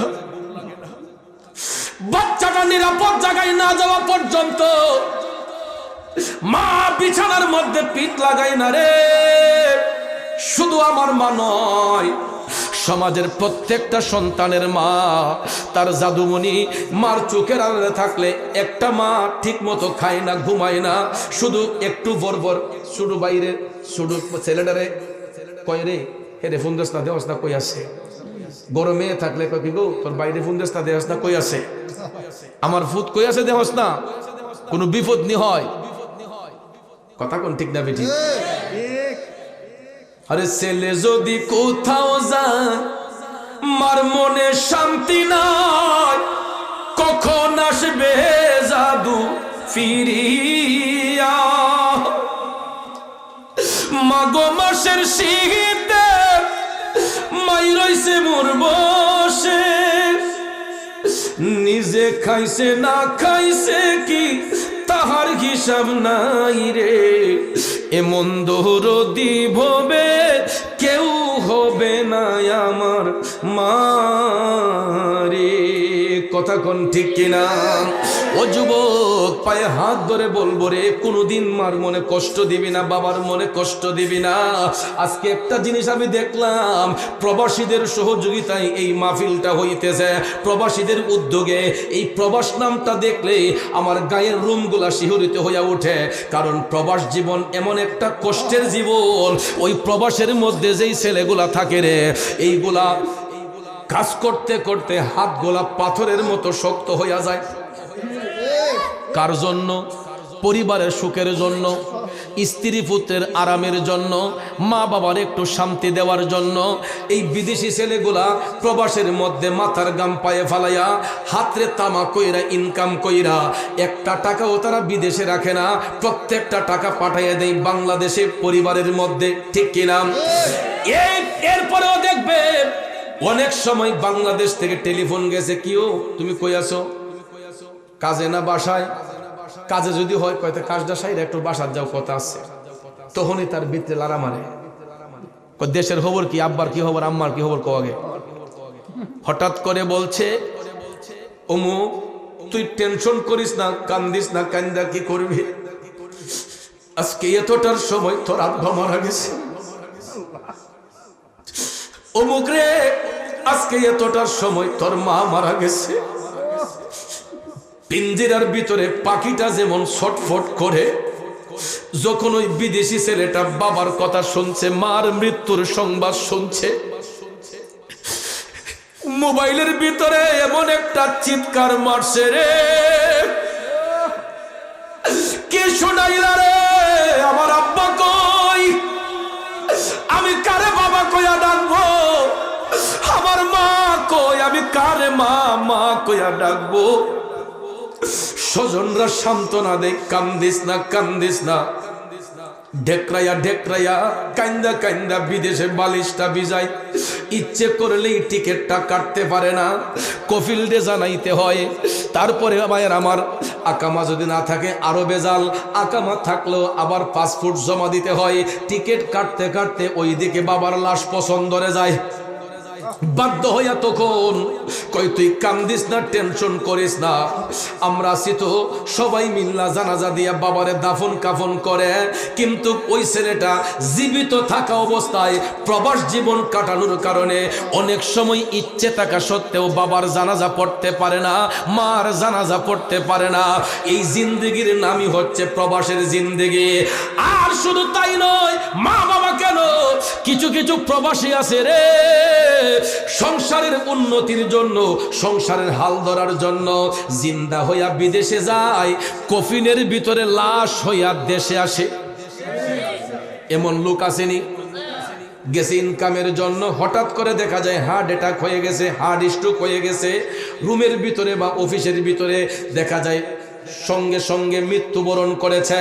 এমন সময় সংবাদ আসছে দেশে, পরিবারের মানুষগুলা পাগলের মতো, অনেক সময় টাকার কারণে অনেকে লাশ দেশে আনতে পারে না, এই জন্য বিদেশের মধ্যে অনেক প্রবাসীদের লাশ দাফন হয়, ঠিক না বেঠিক? আবার কিছু কিছু লাশ টাকা পয়সা দিয়ে দেশে আনা হয়। বন্ধুরা আমার, বাবাজিরা, এই জিন্দেগির নাম প্রবাস। এই জন্য আমি প্রবাসীদের কথা এই জন্য বলছি, পরিবারের সদস্য যারা আছেন, মা বোনরা যারা আছেন গো, কোনোদিন প্রবাসী স্বামীর মনে কষ্ট দিবেন না। মা বাবাদেরকে বলবো, কোনোদিন টাকা পয়সার জন্য ছেলের বিদেশে চাপ দিয়েন না। ভাইদেরকে বলবো, কোনোদিন বিদেশি ছেলেদেরকে প্রবাসে টাকার জন্য চাপ দিবেন না। কারণ আপনি চাপ দিতে হয় না, তাদের কাছে টাকা থাকলে এরা দিতে বাধ্য। একটা টাকাও বিদেশে রাখে না, প্রত্যেকটা টাকা পাঠাইয়া দেয়। আজকেও যে ওয়াজ করতেছি দেখেন, প্রত্যেকটা মোবাইলের মধ্যে যারা অ্যান্ড্রয়েড বিদেশ যারা আছে, এই বিদেশি ছেলেগুলা, এরা বিদেশ থাকলে এরা মন পইরা আছে আজকে মাহফিলে। এরা মোবাইলের মধ্যে ওয়াজগুলা শুনতেছে, এরা ফেসবুক লাইভে শুনতেছে। হুজুর রে কই আব্বার লাগে দোয়া করতো, আম্মার লাগে দোয়া করতো। এই মোনাজাতে শরীক হওয়ার জন্য আমার প্রবাসী যুবকগুলা গিয়ে দেখেন আজকে কাজ বাদ দিয়া এরা অপেক্ষা করতেছে কখন মাহফিলের মোনাজাত হবে, মার জন্য বাবার জন্য দোয়া করবে, ঠিক না? তাইলে এই প্রবাসীদের জন্য দোয়া করা দরকার আছে নি? আজকে আমাদের দেশ বর্তমানে যেই পরিস্থিতি, এই দেশের মানুষ একজনের কেল্লা আরেকজনে ফাটাই লইলে। একমাত্র এখনো আমরা আরাম প্রিয়ভাবে দুইলা ডাইল ভাত খাইতেছি, আমাদের প্রবাসীরা টাকা পাঠানোর কারণে আমরা পরিবারগুলা এখনো চল্লা ফিরে খাইতেছি। রাজধানী ঢাকায় গিয়ে দেখেন এখনো মানুষের মধ্যে হতাশ সৃষ্টি হয়েছে। এই শীতের দিনে চেয়ারম্যান সাহেব বাজারও শাক সবজি মাগনা দিলাইছে, বেড়া চাইতেছে খালি তার ডালা খালি করতো, কম টাকা দিয়ে দেখবেন সব দিলাইছে। কারণ শীত সিজনে শাক সবজি বেশি হয়, এগুলার দামও নিয়ন্ত্রণে আসে। কিন্তু এখনো গিয়া দেখেন দেশি আলু কিনতে গেলে, নতুন আলু যেটা বাইরেছে 100 টাকা 120 টাকা। আপনি গিয়া দেখেন কবি, জীবনে উনছি না কবি ফাল্লা দেয় মাইপা বেছে, ফুলকবি বাঁধাকবি ইডিও গিয়া দেখি বাজার এখন ফাল্লা দেয় মাইপা বেছে। 100 টাকা নিচে সবজি নাই। মিষ্টি কুমড়া সারা জীবন দেখছি গুড়ার গুড়া বেচছে, অন মিষ্টি কুমড়া ফাল্লাত মাইপা বেছে। বাবাজি, এমন দিন শীতের দিন তৈরি তরকারি তাকে নিয়ন্ত্রণে বাজারে গেলে দেখা যায় এখনো নাগালের বাহিরে। আমরা তো টের পাইতেছি না। যেই ব্যক্তি সংসার চালাইতেছে এবারে টের পাইতেছে, আর বাবার হোটেলে যারা খাইতেছেন আপনারা তো বুঝতে পারতেছেন না মাসটা কেমনে যাইতেছে। 3 বেলা খাবার পাইতেছেন, টের পাইতেছেন না। আর যেই বাবা সংসার চালাইতেছে ওই বাবা বুঝতেছে যে নিত্য প্রয়োজনীয় জিনিসের দাম হাতের নাগালের বাহিরে। মানুষ যে 2 ডাইল ভাত খাইবো আরামে, এই সুযোগ আর নাই। খুব কষ্টে দিন কাটাইতেছে মানুষ, কথা কোন ঠিক না বেঠিক? তাইলে বাবাজিরা আমার, বন্ধুরা আমার, মনটারে দিলটারে নরম কইরা মা বাপের খেদমত করা দরকার আছে নিও। যেই বাবাটা দিন রে দিন কয় না, রাতকে রাত কয় না, মাথার গাম পায়ে ফেলে অক্লান্ত পরিশ্রম করে ইনকাম করে, ওই বাবার মনে কোনোদিন কষ্ট দিবেন না যুবক। আমার নবী হাদিস শরীফে 4বার বাবার সম্মান দিয়েছেন এই কারণে, একবার বাবার সম্মান দিয়েছেন এই কারণে, বাবা হইল জন্মদাতা। কারণ আমার মার সাথে বাবার মিলন যদি না হইতো, আমি মায়ের ভবে আসতাম না, মায়ের স্তন থেকে দুধ পান করতাম না, মায়ের আদর সোহাগ ভালোবাসা কিছুই পাইতাম না। একমাত্র পাওয়ার কারণ হলো আমার বাবার কারণ, ঠিক না বেঠিক? ওই বাবা শুধু জন্মদাতা নয়, জন্ম দেওয়ার পরে কিছু কিছু বাবা দিনকে দিন বলে না, রাতকে রাত বলে নাই, মাথার গাম পায়ে ফেলে অক্লান্ত পরিশ্রম করে সংসারের হাল দইরা।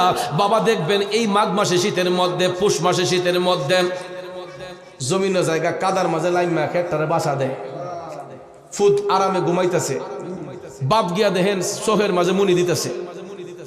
এরপরে দেখবেন কাজ কাম কইরা উঠাইয়া এবারে সারাদিন পরিশ্রম কইরা 400-500 টাকা পাইলো, ইটা দিয়ে বাজারে গিয়া চাহিদা মতো একটা বাজার করতে পারে না, চাহিদা মতো একটা জিনিস কিনতে পারে না হাতের নাগালের বাহিরে।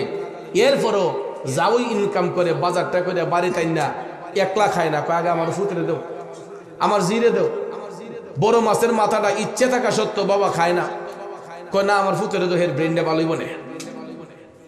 বড় মাছের মাথা বাবা খায় না, মুরগের রানটা বাবা খায় না, কই নেও ফুত তুমি খাও, আমরা বোধ খাইছি। বাপে সান্ত্বনা দে ফুতের কয় আমরা খাইছি বেটা জীবনে বোধ, নেও তুমি খাও। নিজে না খাইয়া ছেলের পাতে মুরগের রানটা দিয়া দেয়, কথা কোন ঠিক না বেটি? নিজে না খাইয়া বড় মাছের মাথাটা ছেলের পাতে দিয়া দেয়।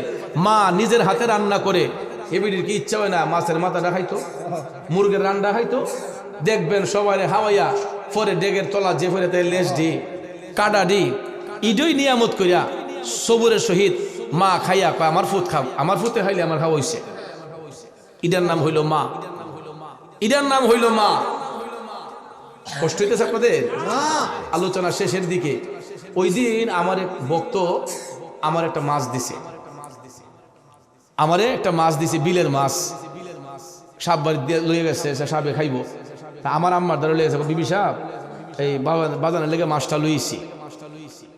তো মাছটা আম্মারে দেওয়ার পরে আম্মা কি করছে, কাটটা এটারে ফ্রিজে রেখে দিছে। তা আমি বাড়িতে গেছি, পরে আম্মা এই মাছ বার করছে। আম্মা ইচ্ছে করলে পারতো না খাইতো, ঈদে বার করছে। আমি করে আরে আমি সারা দেশ ঘুরে খাই। আমার আম্মা মানে কিতা করলাম, আম্মা ইরে কিতা কফুত অমুকে দিয়ে গেছিল মাছটা, আমি আর রাঁধছি না, করলে তুমি অমুক দিন বাইতেইবা, আইলে তুমি খাইবাই না। হাই হাই হাই রে আম্মা, আমি সারাদিন মানুষের বাড়িতে খাই, কত কিছু খাই, আমার মানুষে কত আদর আপ্যায়ন করে। না ফুত, এটা তোমার দিছে, তোমার না খাওয়াই আমি কেমনে খাই না। এটার নাম হইলে মা। এই জন্য শুধু আমার মা না, প্রত্যেকের মা নিজের বাচ্চার লেগে জীবনটা দিয়ে দেয়। নিজের বাবা বাচ্চার জন্য জীবনটা দিয়ে দেয়, কিন্তু আমরা বড় হইয়া সন্তানগুলা ওই মারে কষ্ট দিই, ওই বাবারে আঘাত দেই। তো আজকের আলোচনা থেকে আমরা এটাই শিক্ষা পাইলাম, মা বাবার মনে কষ্ট দিলে আল্লাহ কষ্ট পায়, মা বাবার মনে দুঃখ দিলে আমার দয়াল নবী দুঃখ পায়। কথা কোন ঠিক না বেঠিক? এই জন্য আমি যুবক ভাইদের পায়ে হাত ধরে বলবো, আমাদের অনেকের ঘরে মা আছে, বাবা আছে, আমরা আল্লাহর হস্তে কখনো মার মনে বাবার মনে কষ্ট দেব না। আমরা সব সময় মাতা পিতার খেদমত করব, মা বাবারে ভালোবাসবো, মা বাবার সঙ্গে চোখ রাঙ্গাইয়া কথা বলবো না। আজকে আমার সুয়েল ভাই, আমার ফারুক ভাই আমারে তারা মোহব্বত করে দাওয়াত করছে। গত বছর তারা আমার ওয়াজ শোনার জন্য মোটরফি গেছিল, কারেন্টটা নেওয়ার সময় হইল না। মুহাম্মদ নবী মাওলানা। বাবাজিরা আমার, আমরা যে আলোচনাটা করেছিলাম মাতা পিতার খেদমত নিয়ে, আল্লাহ রাব্বুল আলামিন কোরআন শরীফে সূরা বনী ইসরাঈলে বলেছেন যে তোমরা আল্লাহ ব্যতীত কারো ইবাদত করো না, মা বাবার সহিত উত্তম আচরণ করো, ভালো ব্যবহার করো, তাদের সঙ্গে সেবা করতে হবে, মা বাবার সাথে ভালো সৌহার্দ্যপূর্ণ আচরণ করতে হবে। আর যেই সন্তান মার প্রেমিক হয়, বাবার প্রেমিক হয়, এই সন্তান কোনোদিন ঝগড়ায় লিপ্ত হয় না, কারোর ক্ষতি করে না, কারো দিলে আঘাত করে না। এই জন্য আমি গত বছর মোটরফি আসছিলাম, আমার বড় ভাই সুহেল ভাই এবং আমার ফারুক মিয়া ভাই তারা গেছিলেন সেই মাহফিলে। শেষ পর্যন্ত শূন্য আমাদেরকে হুজুর আপনি চিন্তা করেন না, আমরা আছি, আইয়েন আমরা সিএনজি থাকবো আগে। তখন তারা আমারে আগাইয়া নিয়ে আসছিল আর বলছিল হুজুর আমরা একটা মাহফিল করি, আপনার সাথে যোগাযোগ করবো। তারা ভৈরবে গিয়ে আমার মসজিদে জুমা পড়ে যখন গেছে, চেহারাগুলো দেখেই আমার পরিচয় দিতে আমি চিনে ফেলছি। তো আমার এই স্মৃতিগুলো এখনো বাসে। আমার ভাইরা আমার আগাই দিছে, হুজুর আপনি কইলে আমরা আরো আগাই দিব। আমি কই না আলহামদুলিল্লাহ, আর আগাইতে হবে না, আমার অনেকটা রাস্তা তারা আগাইয়া দিছেন। সেই সুবাদে এই ভালোবাসার টানেই আজকে আপনাদের এখানে আসছি। আমার কথায় কি আপনারা বিরক্ত হইছেন, কষ্ট পাইছেন? তাইলে আমি জোরহাত করে বলবো, আমরা মার সেবা করব, বাবার সেবা করব। আরেকটা জিনিস হলো 5 ওয়াক্ত নামাজ পড়ব। আহকামে শরীয়তের মধ্যে সর্ব উৎকৃষ্ট ইবাদত হইল নামাজ। যেই ব্যক্তি নামাজ পড়ে তার আত্মা শুদ্ধ হয়, নামাজি ব্যক্তির পরিবার সুন্দর হয়, নামাজি ব্যক্তির ঘরে আল্লাহর রহমত আসে, নামাজি ব্যক্তির চেহারার মধ্যে নূরে জ্বলজ্বল করে, নামাজি ব্যক্তিরা দৈনিক 5 বার উজু করে। কথা কোন ঠিক কিনা? এরা সব সময় ভালো অবস্থায় থাকে, পবিত্র অবস্থায় থাকে। এই জন্য নামাজের কোনো বিকল্প নাই। আল্লাহ রাব্বুল আলামিন কোরআন শরীফে বারবার করে বলেছেন, আকিমুস সালাহ ওয়া আতুজ যাকাত, তোমরা সালাত কায়েম করো, যাকাত প্রদান করো, সালাত কায়েম করো, যাকাত প্রদান করো। ভাইয়ারা আমার, বন্ধুরা আমার, যারা আমরা বেআমলি আমরা যেন আমলি হয়ে যাই, যারা বেনামাজি নামাজি যেন হয়ে যাই। তাইলে মাহফিলের সার্থকতা হবে। শুধু আমরা কেন, যারা মাহফিল কমিটির সদস্য আছেন আপনাদেরকেও বলবো, আপনারাও 5 ওয়াক্ত নামাজ পড়বেন, তাইলে এই মাহফিলের সার্থকতা হবে। তো ভাইয়ার আমার আলোচনাও প্রায় 2 ঘন্টার মতো হয়ে গেল।